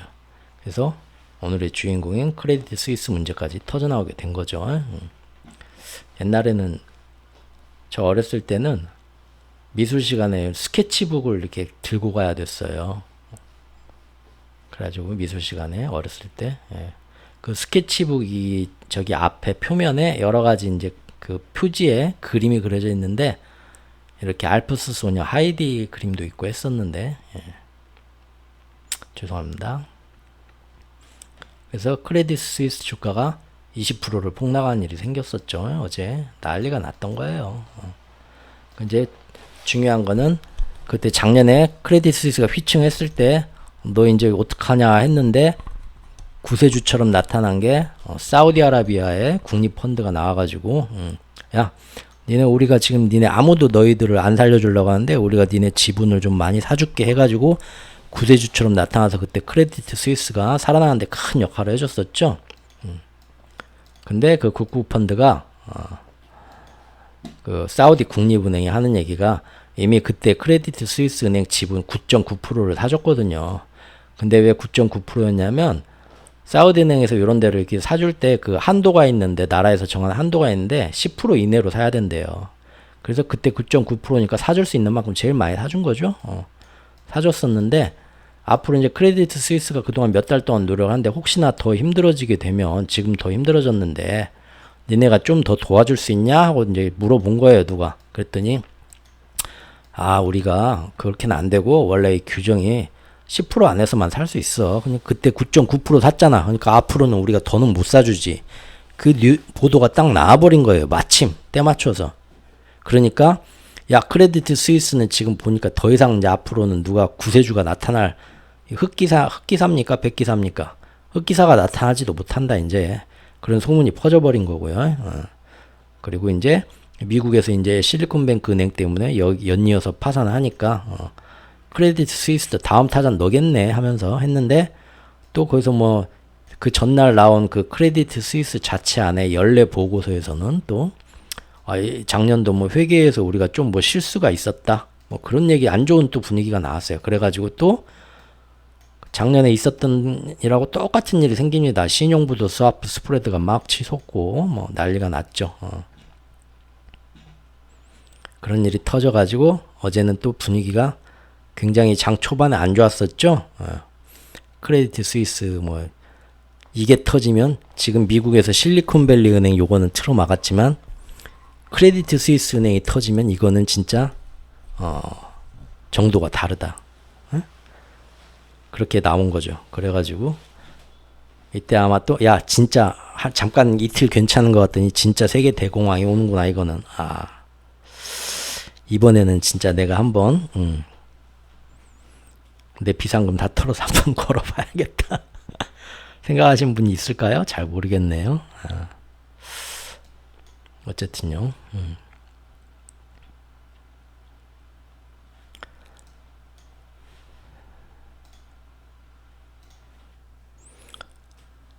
그리고 또 이때 이 로버트 기요사키 이분이 또 그날 다음 파산할 은행은 바로 너야 하고, 크레디트 스위스 너야 하고 이분이 또 콕 집어갖고 또 이렇게 기사를 내버립니다. 이분이 처음에 그 부자 아빠 가난한 아빠 책을 냈고요. 제가 이걸 진짜 예전에 언제 봤어? 거의 2000년대 초반? 20몇 년 전에 본 것 같은데, 저도 이제 그때 이 책을 보면서 경제에 처음 관심을 가지게 될 때였거든요. 그때 이제 그래서 저도 이분에 대한 그런 나름 좋은 어떤 그런 인상이 있는데, 이분이 요새 이 코로나 때 얘기하는 거 보면 그렇게 좋은 인상이 아니에요. 점점 저한테는 좀 너무 장사 속이 좀 있으시더라고요. 정말로 뭐 이렇게 그 월가에 이렇게 나이 드신 저명하신 그 구루들이나 경제학자들처럼 정말 어떤 세계 경제를 걱정해서 이렇게 얘기하는 게 아니라, 그걸로 다시 한번 또 자기가 이런 걸 맞췄다 해서 유명해지고 그 유명세로 돈도 좀 벌고, 이분이 그 책을 쓰고 그 예전에 또 뭔 일이 안 좋은 일이 생긴다는 걸 맞추고 해서 유명해져서 돈을 많이 벌었거든요. 그러니까 이번에도 또 이제 그렇게 되고 싶은 욕심이 있는 거지. 그래가지고 좀 이 전체 이 시장을 전체를 생각하는 것보다는 내가 이런 걸 얘기했는데 맞췄어 해가지고 유명세를 얻고 돈도 벌려고 하는 그런 모습이 최근 한 1, 2년 동안 제 눈에 좀 여러 번 보였어요. 근데 이번에도 또 이러더라고요. 이런 유명한 사람이 한마디 해주게 되면 이 뱅크런 공포가 더 퍼지죠. 콕 집어서 저기 이제 망한다 봐라 하면은, 그러지 않아도 힘든데 가서 다 거기 가서 이제 돈 빼고 난리 나잖아요. 투자 안 하고. 자기의 그런 영향력이 그렇게 미칠 걸 뻔히 아는데 그날 또 딱 이렇게 죽어봐라 하고 또 그렇게 터지면 그거에 관련돼 가지고 정말 그 한강에 뛰어드는 사람이 또 얼마나 많이 생기겠습니까? 힘들어하는 사람들이 많이 얼마나 생기고. 근데 좀 신중했으면 좋은데 이런 때는 또 그런 게 없더라고요. 어쨌든요. 예. 자, 여기까지가 월요일부터 수요일까지 3일 동안 있었던 아주 처절한 롤러코스터의 장세입니다. 이건 무슨 휩소라고 하더니 무슨 이런 롤러코스터가 없죠. 예. 그렇다는 거고요. 여기까지 정말 뭐 다 아는 얘기 또 들어주시라고 너무 힘들었죠. 예. 이제부터가 중요한 내용인데 제목을 이렇게 지어봤습니다. 드디어 물꼬트는 컨센서스의 변화. 뭐 제 그 블로그라고 유튜브 지금 제가 2월부터 시작했지만 한 달 좀 넘었는데요. 꾸준히 보신 분들은 아시겠지만 제가 시장에서 컨센서스의 변화가 언제 나오는가 잘 봐야 된다. 꾸준히 제가 이제 얘기해 오고 있죠. 컨센서스의 변화는 뭡니까? 한마디로 1월 달부터 쭉 해가지고 시장을 너무 크게 올려놨잖아요. 2월 초까지. 근데 그 올려놓은 투심이 지금 이제는 너무 많이 살아나가지고 그리고 그 전에 맨날 똑같은 그 레파토리로 너무 시장을 지겹게 1년 내내 작년에 억눌러 왔는데 이제 사람들이 그 지겨워서 잘 듣지도 않아요. 그래서 지금 시장이 더 이상 랠리할 힘을 잃고 랠리할 모멘텀을 잃어버려가지고 지표들이 막 이상하게 나오고 하니까 2월달 동안 횡보하거나 바람이 빠지면서 빠지고 있는데 사실은 더 크게 빠졌어야 하는데 사실은 안 빠지고 계속 기술적으로 보면 중요한 이동평균선에서 딱딱 버티면서 아무리 안 좋은 소식이 나와도 하방을 지지하면서 버티고 있거든요. 그러잖아요. 그래서 이것이 지금 시장의 어떤 다른 방향으로 가게 되는 어떤 그 동기가 되는 힘이 그 벡터가 작용을 하려면 그런 컨센서스의 변화가 일어나야 된다. 사람들이 계속 그 쳐다보는 하나의 물가, 노동, 뭐 그 다음에 고용지표 보면서 디스인플레이션이야 뭐야 인플레가 계속 금리를 올릴 건지 그대로 갈 건지 동결할 건지 피벗할 건지 그것만 계속 보게 되면 이거 하반기까지 계속 이렇게 옆으로만 흐르게 됩니다. 찍어 누르는 힘이나 위로 누르는 힘이나 서로 이렇게 균형을 이뤄가지고 그러죠. 그러면은 시장의 주제가 여기서 뭔가 변하는 벡터의 힘이 작용을 하려면 주제가 옮겨가야 돼요. 항상 시장은 그렇게 움직이더라고요. 또 아는 척 하는 것 같아서 좀 찔리네요. 예. 그냥 뭐 이런 하찮은 의견도 있다라고 좀 이렇게 봐주시면 될 것 같아요. 그 컨센서스가 그래서 어떻게 변하는지를 봐야 된다. 그래서 지금 우리가 물밑의 흐름을 보는 것도 그거고요. 근데 지금 이번 주부터 다음 주 FOMC까지 어마어마한 이 지금 변동 장세를 겪으면서 지금 슬슬 컨센서스의 변화가 잡혀가고 있다고 봐요. 저는 그렇게 보고 있습니다. 그 정확한 쉐이프는 모양은 이제 다음 주까지 지나봐야겠지만 대충 제가 이제 예상을 해봤어요. 3일 지나고 나서 앞으로 이렇게 될 것 같다 하고 한번 보자고요. 재미로. 일단 뭐 이번 주에 CPI, PPI도 이제 PPI는 오늘 나오나요? 내일 나오나? 이렇게 나오는데 저 엊그저께 나온 CPI는 완전히 묻혀버렸죠? 시장 예상치에 적당히 부합하게 나왔습니다. 그런 것도 있지만 너무 지금 여기 저기 실리콘밸리 은행의 시작된 이 신용 위기, 이 화두가 크레디트 스위스까지 가면서 이게 전체 시장을 지금 주도하는 새로운 컨센서스가 돼버렸죠. CPI, PPI가 찬밥신대가 돼버렸어요. 모두들 이것만 쳐다보고 있었는데, 그죠? 이것이 정말 사람들 뒤통수를 칠 정도로 예상을 크게 벗어나게 나오지 않는 이상, 만약에 PPI 오늘 내일 나오는 PPI도 어제 나온 CPI처럼 그냥 그 정도 별 큰 충격 없이 나온다면 역시 사람들은 이 문제보다는 뭡니까? 크레디트 스위스 신용 문제 이런 걸 쳐다보게 될 거라고요. 그리고 이미 CPI, PPI가 어떻게 나오든 간에 지금 이런 신용 위기 때문에 다음 주 FOMC에서 연준이 어떨 것이다? 금리를 예상만큼 빅스텝 못 올릴 거야. 아예 동결하거나 아니면 잘해야 베이비 스텝 할 건데 심지어는 여기서 금리를 인하할 거라는 얘기까지 지금 어디선가 또 나오고 있죠. 그래서 어쨌든 시장의 화두가 넘어가게 됐다는 거예요. 첫 번째는. 그러죠? 두 번째는 대신 금융권의 위험이 어디까지 전파될 거냐. 그리고 금융권의 위험이 크게 전파돼서 전 세계 신용 위기가 터지지는 않더라도 이런 한번 크게 대일 일이 생기니까 전 세계 금융권 은행들이 어떻게 됩니까? 조심하게 되죠. 또 연준이나 각국의 중앙은행도 그런 문제가 있는 은행들을 다 검토를 하고 감독을 다니면서 야 니네 더 재무구조 다 열어봐봐. 가계부 열어봐봐 해가지고 내가 안 되겠네. 요거 이렇게 조정하고 빨리빨리 지금부터 니네 조심하자. 그리고 니네 앞으로 뭐 쓸데없는 이런 위험한 데다 더 대출을 해주거나 뭐 이런 채권 더 늘리거나 하면 안 돼. 시간 줄 테니까 몇 달 안에 이거 어떻게 조정해서 어떻게 될 건지 다 저기 계획서 만들어가지고 와. 그동안 뭐 절대 뭐 허튼 짓 하지 말고 그런 식으로 지금부터 돌아갈 거란 말이에요. 그러죠?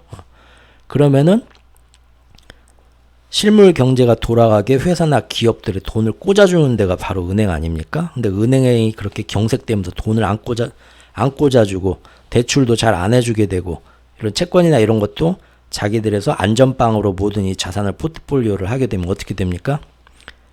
잘 돌아가던 실물 경기도 쓸데없이 위축되게 됩니다. 무슨 얘기인지 아시겠죠?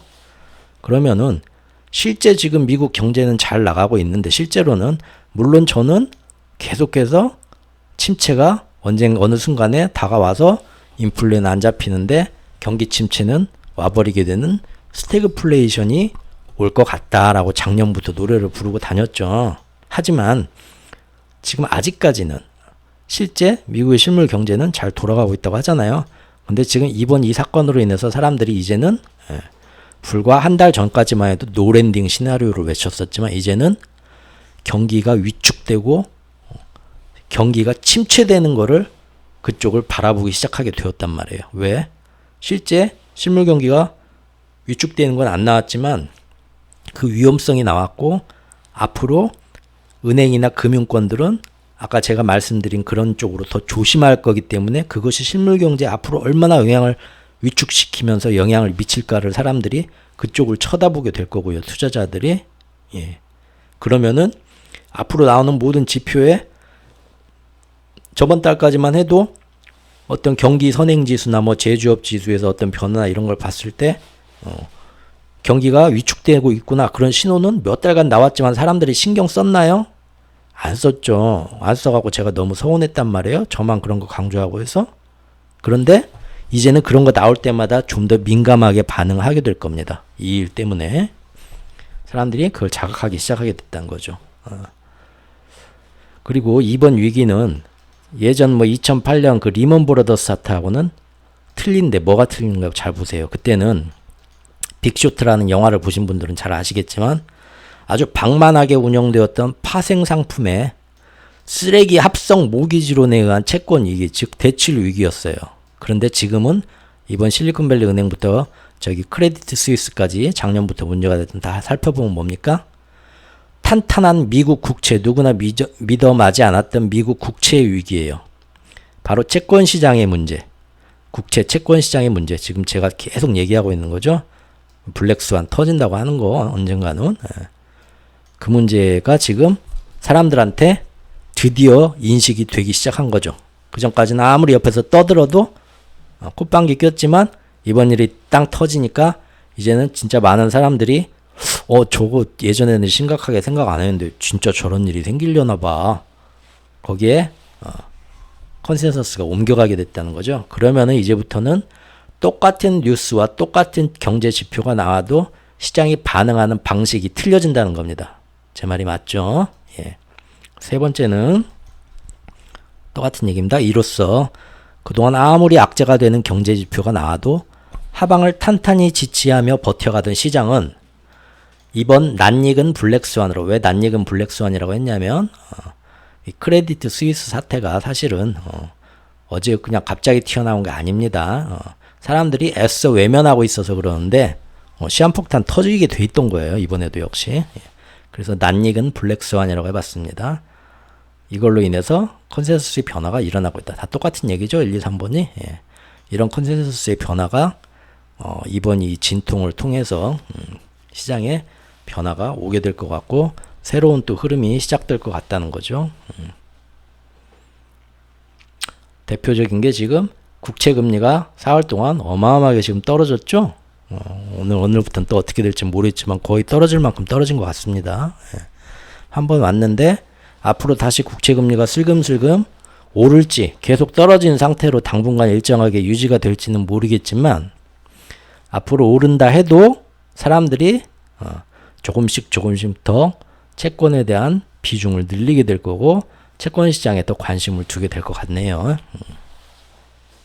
그러지만 시장에서 그런 얘기보다는 어떤 얘기를 많이 할까요? 그렇죠. 야, 다음 주에 드디어 금리 동결한다. 아니면 잠시 멈추게 된다. 아니면은 피벗해 조만간 한 달, 두 달 뒤에 이번 달부터 할 수도 있고 왜 더 이상 지금 금리 땡겼다가는 지금 그 부작용으로 세계에 신용위기가 올라고 하는데 연준이 아무리 뭐라고 해도 이럴 때 지난 역사를 돌아보면 뭐 연준이 이럴 때는 100% 10번임 중에 10번은 무조건 다시 금리 인하하고 피벗 했거든. 이번에도 그렇게 할 거야. 그 얘기가 이제부터 이 위기가 당장 오늘부터 내일부터 어느 정도 진정이 되면 앞으로는 그 얘기가 다음 주까지 계속 나오겠죠. 금리 못 올린다. 연준은 이제 더 이상 안 된다. 그런 식으로. 그러면 이제 어떤 얘기를 하겠어요? 드디어 찐 바닥이다. 시장을 그동안 1년 넘게 2년 넘게 하방으로 압력을 가해오던 건 뭡니까? 연준이 시장에서 유동성을 없앤다는 금리 인상과 QT 때문이었는데 드디어 그것을 딱 멈추는 시기가 왔다. 멈춘다는 건 곧 뭡니까? 곧 그것을 다시 피벗하기 위해서 멈춘다는 거죠. 그러면 그때가 뭡니까? 바닥 아니에요. 시장으로서는 큰 자기들 시장을 억누르던 그게 반대로 바뀌거나 사라진다는 거잖아요. 그러면은 어떻게 해야 됩니까? 그동안 참아왔던 지금까지 시장을 열심히 직장 다니면서 밤에 잠도 잘 안 자면서 열심히 난생 처음 경제 공부도 하면서 들여다봤던 건 뭡니까? 바닥을 잡기 위해서. 그렇죠? 내 손해를 만회하기 위해서. 아니면 이번에 나도 다시 못 올 인생의 큰 기회를 잡기 위해서. 그런 분들 좀 많을 거예요. 그러면은 이제 그런 식으로 이제 또 시장이 선동을 하고 막 몰아가게 되면 손이 나갈 수밖에 없죠. 그러죠? 이분을 보십시오. 누군지 모르겠지만 모태솔로 기간이 31년 차가 돼서 대마법사가 되신 분이랍니다. 이렇게 오래 참고 있는 분들 많았잖아요. 도대체 바닥이 언제야 하고. 그렇죠?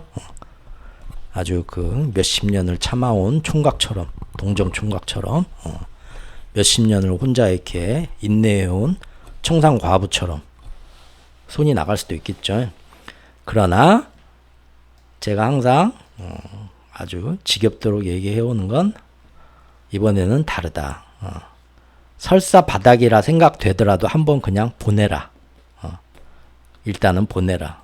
저는 그렇게 안 보기 때문에 이 얘기는 이제 너무 길어지니까. 근데 요새 와서 처음 이제 제 채널에 들어오신 분들은 특히 저번 영상 보시고 들어오신 분들은 얘는 저기 위로 시장이 올라갈 거라고 보는 그런 애인가 봐 하실 수 있는데 사실 꾸준하게 2021년 11월부터 지금까지 시장은 여기서 더 떨어지고 최소 지금 금년 중반에 작년 10월 저점을 한 번 더 테스트하게 되거나 가장 좋은 시나리오가 거기서 멈추는 거고 그거보다 더 안 좋은 제가 밀고 있는 시나리오는 여기서 한 번 더 내년까지 더 떨어지는 겁니다. 더 아주 그냥 말하면 무서울 정도로 더 떨어지는 거를 지금 그쪽을 예견하고 있는 것이기 때문에 혹시나 이제 저번 실리콘밸리 별거 아니래 그 영상 보시고 들어오신 분들은 저 응원석을 잘못 찾아오신 걸 수도 있어요. 토트넘 응원하러 왔는데 화장실 갔다 오면서 지금 올라와 보니까 레알 마드리드 관중석이죠. 예. 물론 제가 다 맞다는 건 아닙니다. 저는 뭐 하나가 맞다 해가지고 요거를 계속 밀면서 무조건 무슨 뉴스나 무슨 일이 터져도 시장은 떨어지기 위해서 이거 그쪽으로만 해석하면서 아주 막 그 기도를 드리고 연부를 외듯이 그렇게 주장하는 건 아니고요. 근데 제가 보는 저만의 주관과 잣대로서 이 일은 그럴 것 같다 하면은 계속 이제 그 주장을 견지를 하는 거고요. 다만 그 와중에 이제 이번처럼 저번 주에 뭐 해가지고 뭐 신용 위기가 온다 할 때 제가 볼 때는 이거는 예전 신용 위기하고 틀리게 충분히 잡힐 수 있는 거다 생각이 들면 물론 저도 이제 이거는 신용 위기 터져 이거 언젠간 터지게 되는 건데 이번에 터질 수 있어 뭐 그런 식으로 이제 막 그 사람들이 좋아할 만한 혹 관심을 끌만한 그런 썸네일하고 제목을 만들면서 사람들을 모을 수도 있죠. 그리고 이제 지금처럼 만약에 일이 이대로 잘 잡혀간다 하면은 큰일 없이 잘 잡혀간다 하면은 이게 터졌어야 되는데 이 연준이 못된 놈들이 또 이걸 억지로 지금 미국 정부 바이든이 막아가지고 앞으로 더 큰 일이 터지게 만들었네. 틀린 말은 아니죠. 그렇게 또 하면서 계속 또 터져라 뭐 그렇게 할 수도 있겠죠. 근데 분명히 이제 제 눈에 이제 저도 이렇게 밑으로 터지고 신용 위기가 터질 거라 생각은 하지만 당장 그렇게 이제 언론이나 월가 찌라시들이 이렇게 막 호들갑을 떠는 것만큼은 아닐 거다라고 생각이 들면 뭐 거짓말은 할 수 없잖아요. 그래서 지금 이렇게 얘기를 하는 거지. 사실은 저는 시장이 여기서 올라간다고 보는 사람이 아니라 아주 무섭게 떨어질 거라고 보는 못된 놈이에요. 죄송합니다. 혹시 잘못 알고 들어오신 분들은.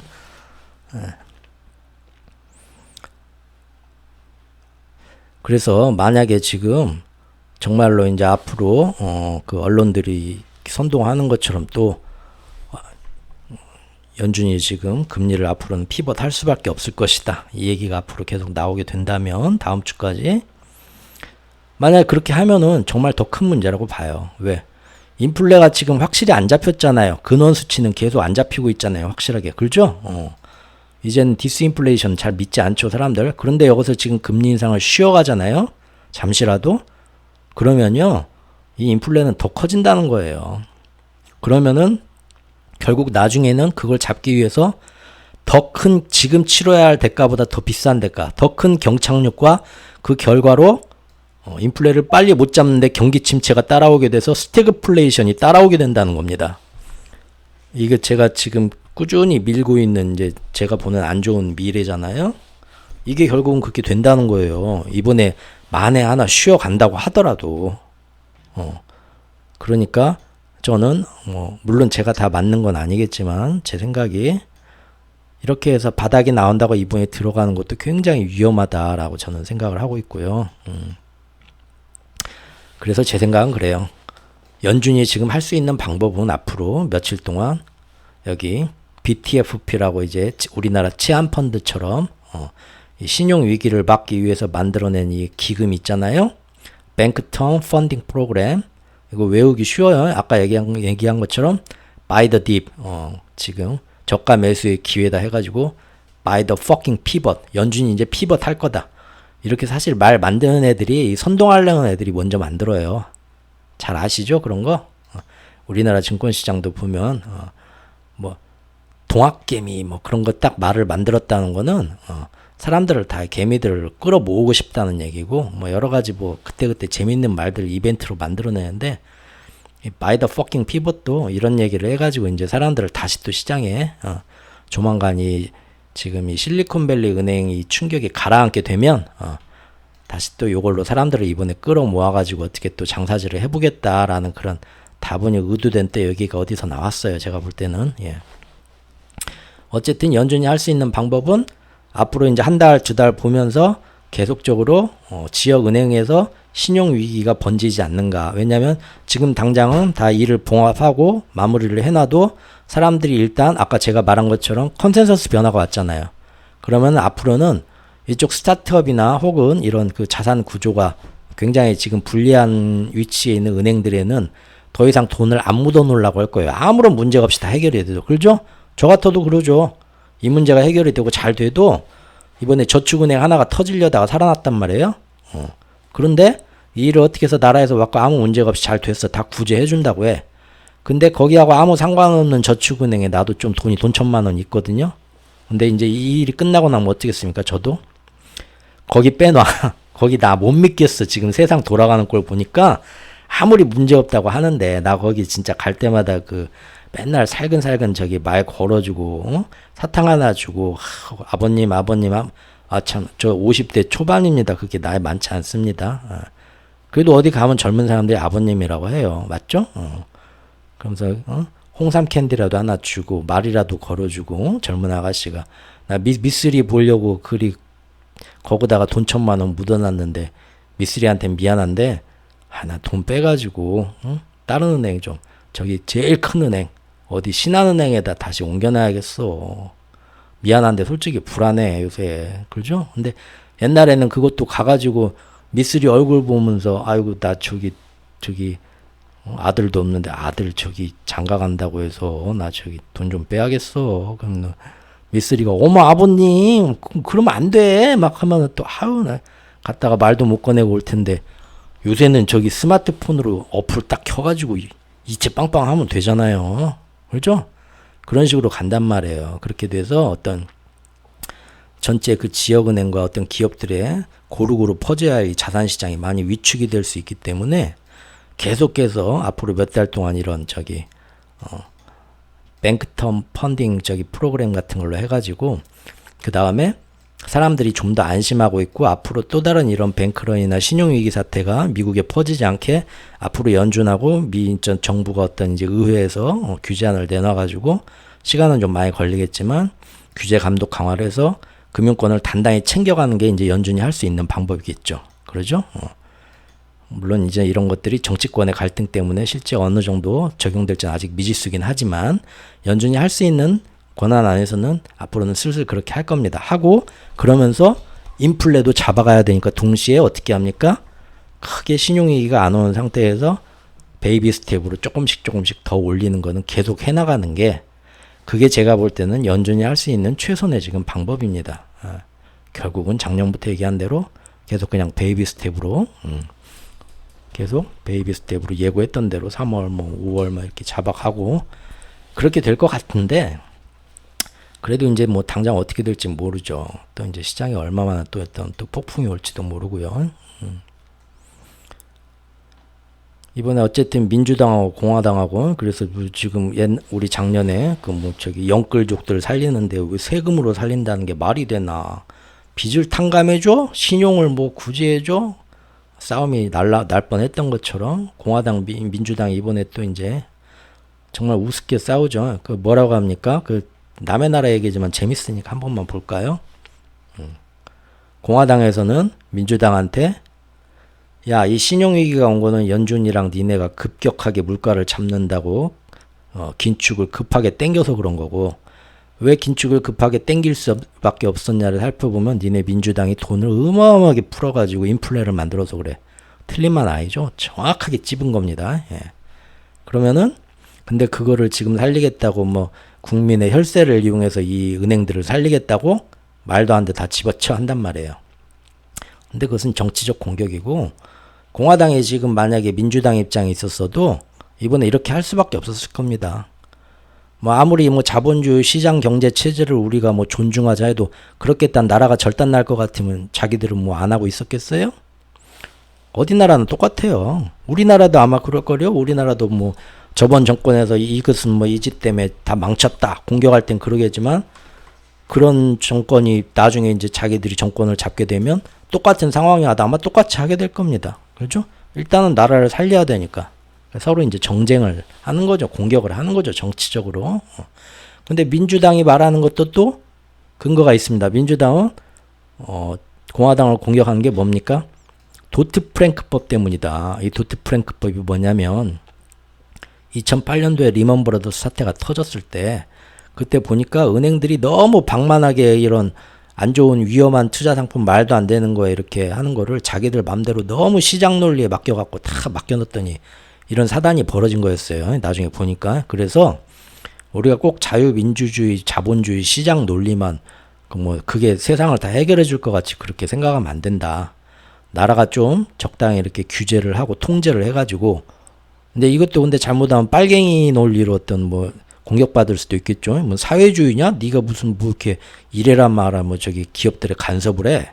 그럴 수도 있겠지만 이미 한번 리먼 브라더스 사태를 겪었으니까 은행들이 그런 방만한 경영을 해서 나중에 또 이런 신용 위기가 찾아오지 않도록 미리미리 걔네들이 조심하도록 어떤 규제를 만들자 해갖고 그때 만든 게 도트-프랭크법이에요.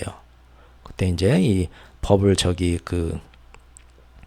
이 법안을 발의한 그 의원의 이름을 따서 이렇게 했는데 근데 이 도트-프랭크법이 지금 이 실리콘밸리 은행 사태가 터진 게 뭐냐면 JP모건이나 블랙록이나 이런 큰 은행들은 그 당시 그 도트-프랭크법의 그 규제를 받아갖고 지금 웬만한 신용위기가 터져도 빵빵 잘못 터지지 않게 함부로 이렇게 방만하게 이렇게 자산을 운용할 수 없게 이 규제를 받고 있어요. 그러니까 안심할 수 있단 말이에요.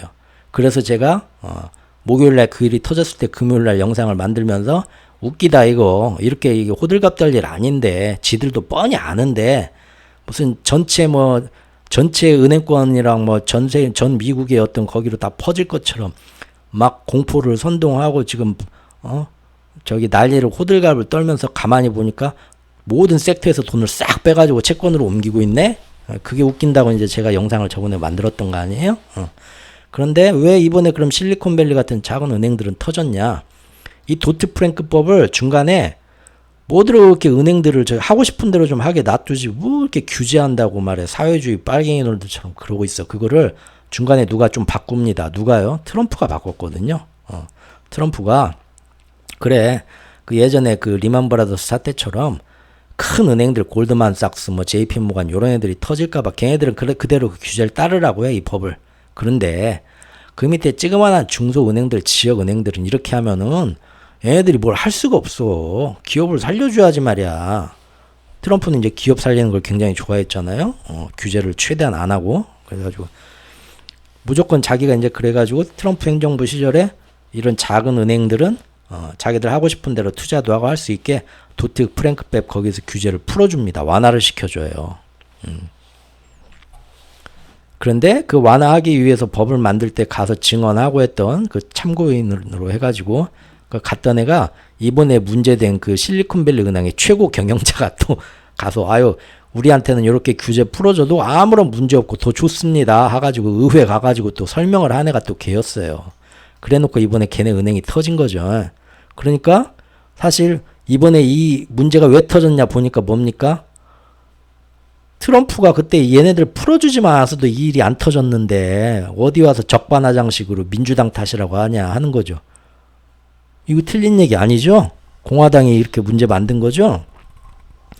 근데 사실 그때 공화당에서 이거 풀어줄 때 민주당에서도 민주당 상원의원 12명도 거기에 같이 지지를 했어요. 그러니까 은행한테 다 로비 받고 해가지고 은행 요거 풀어준 거죠. 그렇죠? 그러니까 누구 잘못인가요?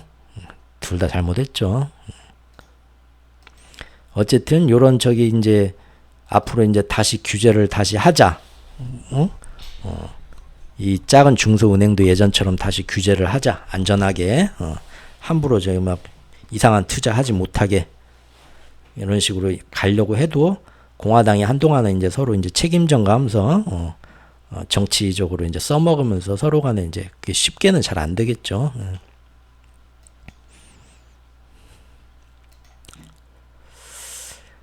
그리고 만약에 정말로 은행이나 이런 시스템이 무너지는 게 무서워가지고 다음 주 FOMC에서 다시 진짜 피벗을 하고 누가 저기 댓글로 댓글로 블로그에 물어보신 것 같더라고요. 제가 저번에 얼핏 봤는데 지나가면서 주말에 앞으로 이제 이런 식으로 피벗을 하게 된다는 얘기가 뭐 어디서도 나오는데 그러면 이제 정말 바닥이 나오는 거냐, 이제 어떤 시장이 변하는 거냐, 기회가 뭐 그렇게 아마 생각을 하셔서 물어봤던 것 같아요. 제가 자세히는 지금 생각이 안 나는데 그러면은 만약에 정말 연준이 그런 정치적 압력에 굴복해서 이번에 따라가게 된다면 당장은 미국 시장이 좋아지고 경제도 좋아질 것 같지만 그 말은 뭡니까? 계속 달러 가치는 약해지는 거고요. 중국은 앞으로 재개방 경제 호황을 했었는데 오히려 연준이 금리를 더 안 올리고 낮춰주면서 중국한테도 경제적 압박을 좀 풀어놔줘서 중국한테 기회가 되는 거고요. 그렇게 되면 결국으로는 지금 중국이 사방에서 다시 막 위안화를 결제하기 시작하죠. 요새 국제정세 너무 재밌게 돌아가는데 제가 거기까지는 영상을 못 만들고 있네요. 예. 장기적으로 결국 기축통화 패권은 넘어가게 됩니다. 그래서 지금까지 열심히 미국이 빌드업한 이런 모든 작전이 다 엉망진창이 돼요. 그래서 제가 볼 때 그러면 안 된다고 보고요. 그러지 않을 거라고 보고요.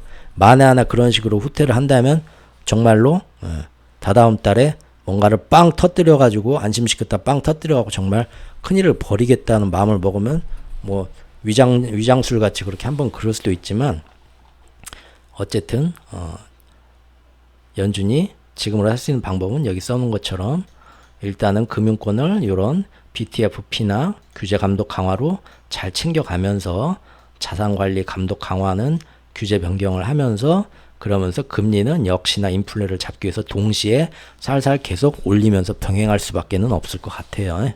예. 어떻게 되나 보자고요.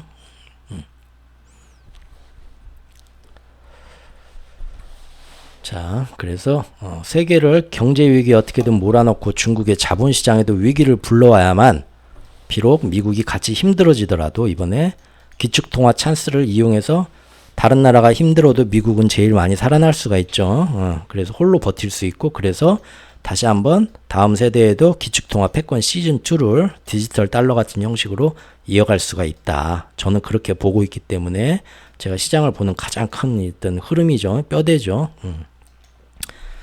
아무튼 이미 시장의 컨센서스는 이제 슬슬 금리와 물가가 아니라 신용 경색이 또 어디서 터질 거냐 하는 거하고, 그로 인해서 경기 침체, 아직 실제 실물 경제는 안 왔지만 자꾸 그쪽을 바라보는 쪽으로 바뀌고 있다라는 게 중요한 사실이라고 봅니다. 그리고 일단은 지금 뭡니까? 당장 어제 터진 CS가 문제입니다. 크레딧 스위스.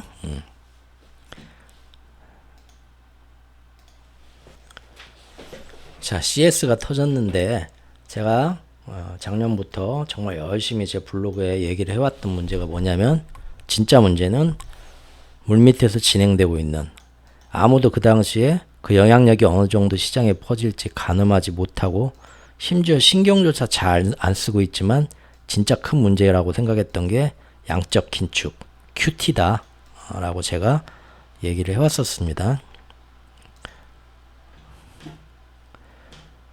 작년 2022년 2월달 2월 22일 1년 전이죠. 그때 제가 썼던 글에서도 제가 이런 얘기를 했었습니다. 우크라이나 전쟁의 긴장은 눈속임이고 조연일 뿐이다. 주연은 바로 앞으로 다가올 금리 인상과 QT다. 다만 우크라이나 사태는 계속 긴장 상태와 하방 압력의 변동성을 가세해서 인플레이션함과 함께 그 당시에 경제는 그래도 같이 강하다라는 그 당시에 그 포지션을, 작년 2월의 포지션을 이제 작년 하반기가 되면 인플레는 심한데 경제도 안 좋아지고 있네라는 쪽으로 우크라이나 사태가 도와줄 거다. 이렇게 아마 그 당시 글을 썼는데, 그때 이제 QT를 굉장히 그때부터 좀 이제 주시해야 된다 저는 생각을 하고 있었고요. QT의 효과는 실제로 아주 무서운 일이 될 것이라고 저는 보았는데, 이상하게 보니까 작년 내내 시장에서 그리 주목을 받지 못하더라고요. 왜 그런가 제가 작년 초에 잘 봤더니, QT라는 것이 어떤 식으로 이렇게 진행돼서 시장이 어떤 결과를 가져왔나 그 전에 데이터가 별로 없었어요. 그래서 이게 정말 몸에 안 좋다고 하는데 얼마나 몸에 안 좋은지 뭐 확실하게 이렇게 몸으로 느껴지지가 않는 거예요. 이게 만성적으로 소리 없이 진행되는 질병인 간경화하고 비슷해요. 딱 병원 가서 간경화라는 게 진단받고 터져야만 뭔가 몸이 심각해지면서 갑자기 죽을 때가 오는 거지, 간경화 진행될 때까지는 소리 없이 진행돼 모르는 거예요. 췌장암처럼. QT가 그런 식이니까. 그래서 작년에도 보면 QT에 대해서 크게 항상 금리 인상 몇 프로 올리냐만 가지고 난리들을 쳤지, QT가 제가 볼 땐 더 큰 위험인데 신경들을 못 쓰더라고요. 근데 QT 때문에 결국은 뭐가 터졌습니까? 작년에 9월 말에 10월 초에 CS 크레디트 스위스가 그때 한번 터진단 말이에요. 그때 한번 다 들어보셨죠? 일단 이거 보시죠. 이게 언제적이냐면 이것도 작년 2월 16일입니다. 그때 이제 제가 대차대조표 축소 QT가 어느 정도로 이렇게 논의되었느냐, 이게 문제다. 근데 이게 연준에서도 어떻게 QT를 하겠다는 말을 일부러 안 했어요. 계속 그냥 기민하고 민첩하게 대응하겠다 이런 식으로. 그래서 심하면은 그때도 2분기 끝나고 나서 혹은 가을부터 할 수도 있다. 근데 언제일지는 자기들도 모르겠다. 그런 식으로 자꾸 얼버무렸어요.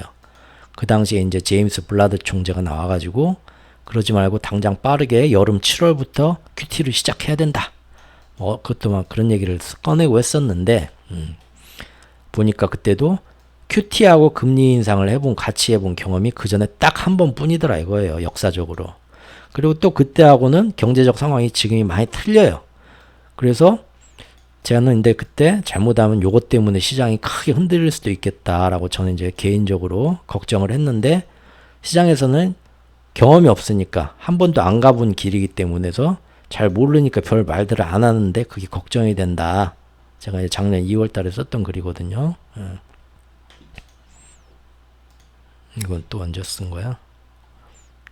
이것도 작년 3월 초에 또 도이체방크에 대해서 제가 얘기를 좀 하면서 나중에 이제 정 안 되면 금리 인상 대신 QT를 갑자기 크게 땡기면서 충격을 주려는 속셈이 있을지도 모른다. 그때 이제 3월 달에 제가 도이체방크에 대해서 글을 쓰면서 그런 얘기를 여기서 했었습니다. 근데 실제로 갑자기 연준이 우리가 생각한 것보다 인플레가 문제가 잘 안 잡힌다면서 갑자기 작년 여름에 빅스텝을 하고 0.75 자이언트 스텝까지 하면서 QT도 우리 갑자기 같이 해야겠어 하더니 그것도 9월부터는 QT의 그 진행되는 양과 속도를 2배로 빨리 2배로 더 많이 9월부터 하게 됐죠.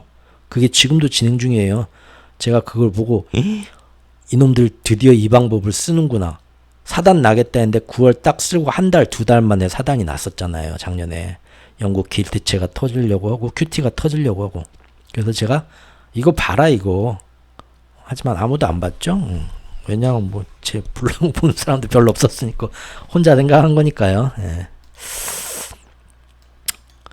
아무튼 CS가 문제가 되는 건 그 당시 제가 이제 도이체방크라는 여기 왜 도이치방크를 제가 걱정을 했냐면 예년 2008년 리먼 브라더스 사태 때 도이체방크까지 터졌으면 정말 큰일 났었습니다. 세계 경제가 파탄이 났었어요. 근데 그때 간신히 살아나요. 도이체방크가 독일의 가장 큰 은행이죠. 예. 그런데 이것이 그 이후로 완전히 살아나냐? 아니요. 2008년 때 그렇게 한번 죄송합니다. 된통 얻어맞고 나서 이 도이체방크가 십몇 년 동안 못 살아나고 빌빌대요. 그래서 이번 이제 금리 인상 시기가 다가오면서 도이치방크가 한 번 더 터질 수 있겠다. 저는 그렇게 보고 있었어요. 그래서 이거를 작년 3월부터 이렇게 주시를 했었어요. 야, 이번에 도이치방크 주가 흐름이나 뭔 일이 터졌는가 보면 전 세계 신용위가 여기서 온지 알 수 있겠다. 왜냐면 과거에 한 번 이 전력이 있잖아요. 전과범이죠. 전과자죠. 그래서 저는 이걸 봤던 건데 웬걸 도이체방크는 잘 버티고 있는데 크레딧 스위스가 CS가 터진 거였죠. 그때. 어쨌든 도이체방크가 터지면 진짜 더 큰 문제입니다. 크레딧 스위스보다. 예. 왜 더 큰 문제인지는 나중에 한번 요거 도이체펑크라는 글을 한번 보십시오. 보면은 알게 될 겁니다. 이것도 한번 재미로 공부한다 보시고. 어쨌든 전 세계 은행 중에 이 지하철 환승역처럼 중간에 갈아타는 역할을 하는 그런 큰 국제 금융기관들이 여러 개 있는데 걔네가 부도가 나면 거기하고 연관된 그 작은 그 신흥국들이나 경제권력들 모든 나라들이 다 동시에 빵빵 터져요.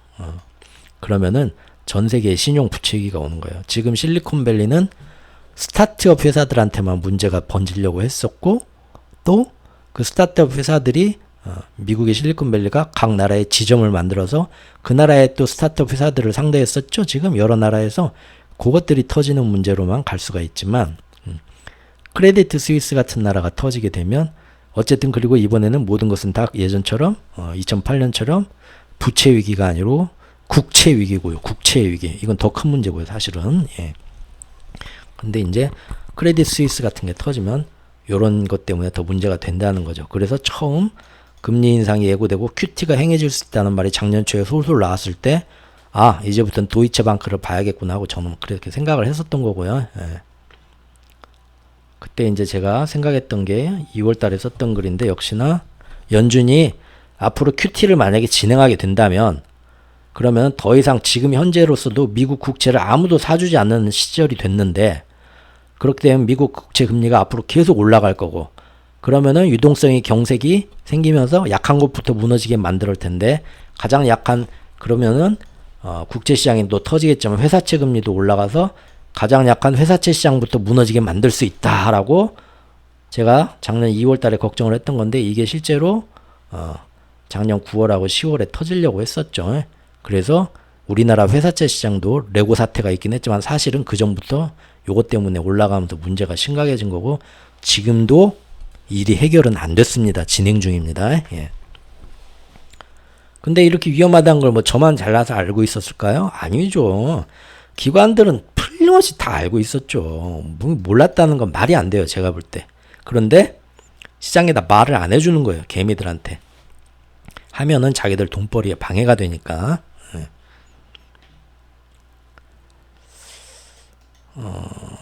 여기 보시면요.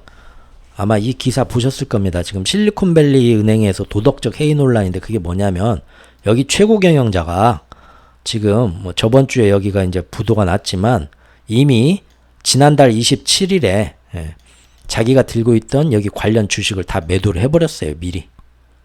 이 사람이 지금 이번에 신용위기가 미리 터질 걸 쪽집게처럼 알고 그랬을까요? 아니죠. 자기가 터친 건 아니니까 몰랐겠죠. 그러나 이 실리콘밸리 은행도 저번 영상에서 그 실버게이트 은행이 1년 전부터 몇 달 전부터 쭉 힘들어해서 더 이상 못 살고 청산될 위기에 있는 건 아는 사람은 다 알고 있었다 하는 것처럼 여기 CEO도 지네 그 은행의 이 실리콘밸리 은행의 그 문제 때문에 작년부터 계속 예금 인출이 많아지고 회사의 수익률이 악화되고 은행에 이 문제가 생기면서 되니까 야 이거 언젠가는 이거 지금까지는 꼭꼭 감춰두고 아는 사람만 알고 있지만 나중에는 이 소문이 다 퍼지면서 결국은 전부 다 와서 자기 돈 찾아가면서 뱅크런 되면서 우리 파산 나겠다라는 거를 몇 달 전부터 계속 느끼고 직감을 하고 있었겠죠. 그러니까 이제 저번 달에 팔아치운 겁니다. 들고 있는 주식을. 그거를 뭐 갑자기 팔아치운 건 아니고 정식적으로 이제 자기가 팔 수 있는 그 합법적인 절차를 내서 미리 금융당국에 1월 달에 사전 보고를 하고 그러고 팔았으니까 법적으로 문제가 없지만 이 사람이 어떻게 알고 팔았냐? 어떻게 알고 판 게 아니라 이미 이 금융회사나 금융계나 이런 데에서 꾸준히 작년부터 이루어지는 QT의 영향으로 인해 가지고 금리 인상과 QT로 인해서 채권 시장의 유동성이 자꾸 말라가면서 우리는 주식 시장만 쳐다보는데 채권 시장의 유동성 경색되면서 신용위기가 터진다. 예. 그런 위험이 실제 자기들한테 작용하고 있는 거를 몇 달간 보아왔기 때문에 내가 보니까 이 배는 이제 침몰에 가라앉아. 나는 미리 떠나야겠어 하고 팔아치운 거죠. 그죠? 이거 이제 도덕적 해이라고 이게 비난을 받는 건데 뭐 어쩌겠어요. 뭐 뻔히 눈에 보이는데 그런 문제가 있었다 이겁니다. 즉 몰랐다는 건 말이 안 된다는 거. 이미 CEO는 손 빼고 있었고 그리고 여기 CEO 이 사람만 알고 있겠어요? 비슷한 처지에 있는 많은 중소은행주 역시 지금 다들 조사하면 다 나올 겁니다. 다들 주식 팔고 했을 거예요. 똑같은 궤도를 이미 달리고 있었고 요거를 얘네들만 알고 있었겠어요? 이 뒤에 있는 더 큰 은행인 뭐 JP모건이나 뭐 다른 큰 은행들이 금융권이 몰랐겠어요? 얘네들 맨날 만나서 밥 먹고 식사하고 단톡방에서 놀고 같이 끝나고 노래방 가고 2차 가고 하는데 다 알죠. 그죠? 얘네들이 왜 지금 여기 쟤네들 몇 달만 이대로 가면은 QT가 계속 진행되고 있는데 달마다 쟤네들 조만간 문제 터져. 작년에 그 크레디트 스위스 터진 것처럼. 근데 보니까 그 문제 터져도 전체 막 우리한테까지 문제가 올 것 같지는 않은데 어쨌든 조만간 저쪽에서 큰일 한번 나겠어. 다 알고 있었죠. 근데 우리한테는 말 안 하는 거잖아요. 그래서 제가 저번 영상에서 빵 터졌을 때 아유 이거 또 호들갑 떨면서 우리한테 또 개미들 막 흔들어 놓고 그 사이에서 이제 지들은 또 이제 슬쩍 옮겨가는구나. 그게 이제 눈에 보여서 영상을 만들었던 거고요. 그러면은 CS는 이제 그 이후로 어떻게 됐었나 보자고요. 작년 9월 10월에 그런 문제가 생긴 거는 알고 계셨죠. 끊어가야지. 네, 이게 바로 크레디트 스위스 은행의 차트입니다. 이거 지금 이거 뭐 어마어마하죠. 예, 여기 저기 이평선들 다 꺼내 볼까요? 이평선 지금 이게 50일, 100일, 200일입니다. 역배열 됐죠? 역배열 돼 있고 뭐 지금 밑으로 이 추세선 따라서 이 추세선 보이시나요?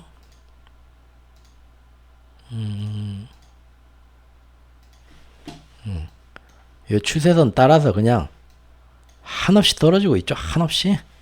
언제부터 떨어졌습니까? 여기 지금 작년 1월부터 작년 1월에 뭔 일이 있었나요? 그때 우리나라 그 자랑스러운 한국인 빌황 아케고스 사태의 빌황인 걔한테 저기 돈 빌려주고 뭐 플랫폼에 해주면서 얘네도 같이 엮여갖고 터졌잖아요. 결국은 뭡니까? 이번 코로나 사태 때 굉장히 위험성은 큰 투기에 가까운 그런 회사들이나 그런 상품에 투자했던 정말 한탕을 노리고 투자했던 그런 기업들이나 투자회사들이 먼저 고금리 시대가 되면서 빵빵 터져 나간 거고, 그런데다 크게 연계돼서 같이 투자해주고 돈을 빌려줬던, 쓸데없이 그런 위험한 불장난을 했던 큰 수익을 노리고 크레디트 스위스가, 그래서 그때 빵 터져서 그때부터 보십시오. 이 떨어지는 거 무섭죠? 작년 1월부터 계속 떨어졌는데, 이렇게 떨어지는 와중에 연준이 9월부터 QT를 2배로 땡기면서 자이언트 스텝에서 동시에 땡기면서 아무도 안 가본 비를 가면서, 자 이제 한번 다 같이 죽어보자 하고 땡기니까 어떻게 됩니까? 이제 9월달 여기 갭으로 떨어진 거 보이시죠? 9월 중간부터 이때 한번 9월달에 이제 뭔 일이 납니다. 뭔 일이 나냐면 크레디트 스위스가 직원들한테 사내 이메일을 돌리죠.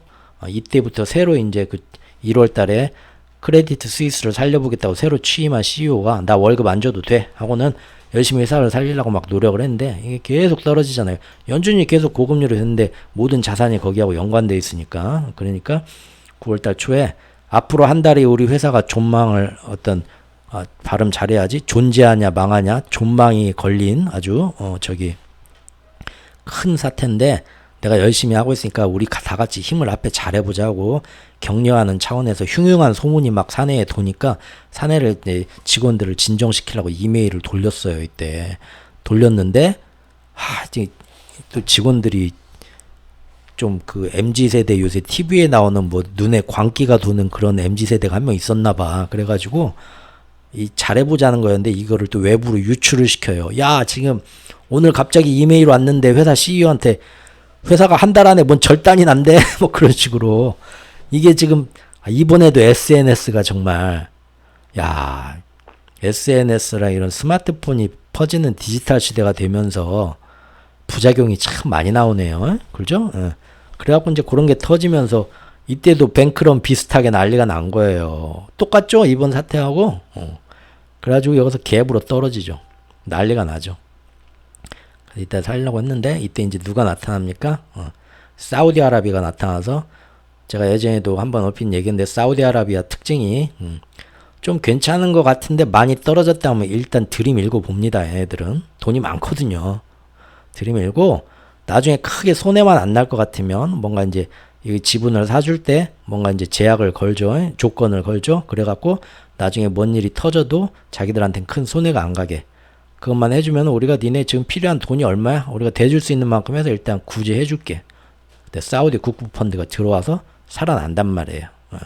살아나지만 그 이후로 이제 어떻게든 살아보겠다고 구조조정하고 이제 자산도 막 포트폴리오도 변하고 막 하고 직원도 많이 자르고 하지만 계속 어떻게 됩니까? 달마다 QT는 계속 물밑에서 진행이 되잖아요. 채권 시장의 유동성은 계속 말라가잖아요. 그러니까 또 뭔 일 터지면 10월달 중반에 한번 또 터지고, 제가 잘 기억을 지금 안 나는데 사우디가 들어온 게 아마 여기서 들어왔던 것 같습니다. 여기가 아니라. 그렇게 해서 또 살렸는데 계속 또 떨어지죠. 왜 떨어집니까? 사람들은 계속 한번 이 문제가 생긴 은행에서 지금 같은 고금리 상태가 계속 유지되고 QT가 진행이 되면 아는 사람들은 여기서 아까 제가 저축은행 예를 든 것처럼 계속 돈 빼게 돼 있어요. 미안한데 좀 우리 내가 살아날 테니까 어떻게 좀 한 번만 도와줘요 하지만 사람들이 이제 매정해지죠. 미안한데 난 안 되겠다 하고는 발 뺀단 말이에요. 계속 떨어지는 거죠. 실버게이트가, 저번 영상에서 얘기한 실버게이트가 그랬고, 지금 실리콘뱅크 은행도 사실은 그렇게 됐으니까 CEO가 한 달 전에 나는 미리 살 길 찾아야겠다 해서 자기가 들고 있는 이 실리콘밸리 은행 그 지주회사 주식 다 던져버린 거고, 그러죠? 그러면서 친한 직원들한테 다 보너스 다 주고, 보너스 주고, 야 우리 나중에 여기 회사 부도나서 다 뿔뿔이 흩어져서 다른 은행에 취직해도 그때 서로 좀 도와주자, 추천해주고 하면서 자기 사람들한테 다 돈 뿌렸겠죠, 보너스.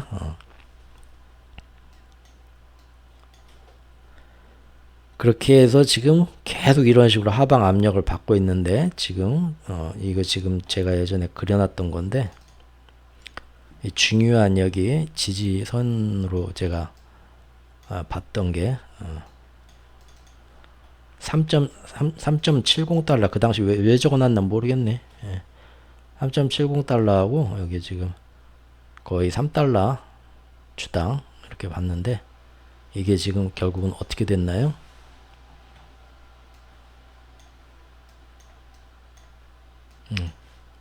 여기를 금년 2월 달에 이제 1월까지는 좀 올랐죠. 얘네들도 살아나서 금년 1월 들어와 가지고 12월 말부터 1월까지 얘네들도 야, 뭐 연준이 뭐 금리를 저기 살짝 저기 조정할 것도 같대. 노랜딩 시나리오 나오고 하니까 조금 살아났는데 여기를 못 넘었죠. 3.7을 못 넘고 삐쭉 하다니 갑자기 야, 무슨 저기 뭐 지표들 안 좋게 나오면서 2월 달부터 빠지기 시작한 거 급하게 빠졌는데 요거 지금 안 넘어가려고 이 저 지지선 안 넘어가려고 버떡버떡 하다가 이런 3월 7일부터 망가지기 시작했네요. 망가지다가 그저께 이제 그 실리콘밸리 사건 나면서 아니다 어쩐다 이제 이때부터 실리콘밸리 사건이 터졌는데 월요일부터 갑자기 크레디트 스위스 문제되는 거 아니야? 이때 이쪽 하다가 어제 수요일 날 야, 크레디트 스위스가 아무래도 다음 타자래. 그러더라. 내가 잘 아는 사람이 그 양반이 그러더라고. 그러니까 뚝 떨어졌죠. 그래서 또 이번이 기회다 하고 어제 또 크레디트 스위스에다 또 돈 넣으신 분들도 많이 있겠죠. 이때 뭐 여기다가 그런데 어떻게 됐습니까? 지금 이게 어제 거예요. 양봉이네. 어제 이렇게 떨어졌다가 장중에 말아 올렸나 보네요. 어마어마하게. 그리고 오늘 선물에서도 또 오르고 있던데? 그럼 또 올라가는 거야? 아무튼 요런 하나하나의 휩수에 막 뭐가 어떻게 될 거다 이제 이런 큰 사정들을 모르면 정말로 뭔가 큰 사단이 앞으로 당장 하루 이틀 사이에 날 것 같고 이것은 큰 기회 같기도 하고 이용해야 될 것 같고 손이 나갈 수도 있겠죠. 그래서 큰 흐름을 보는 게 중요하지 않을까라고 생각이 됩니다.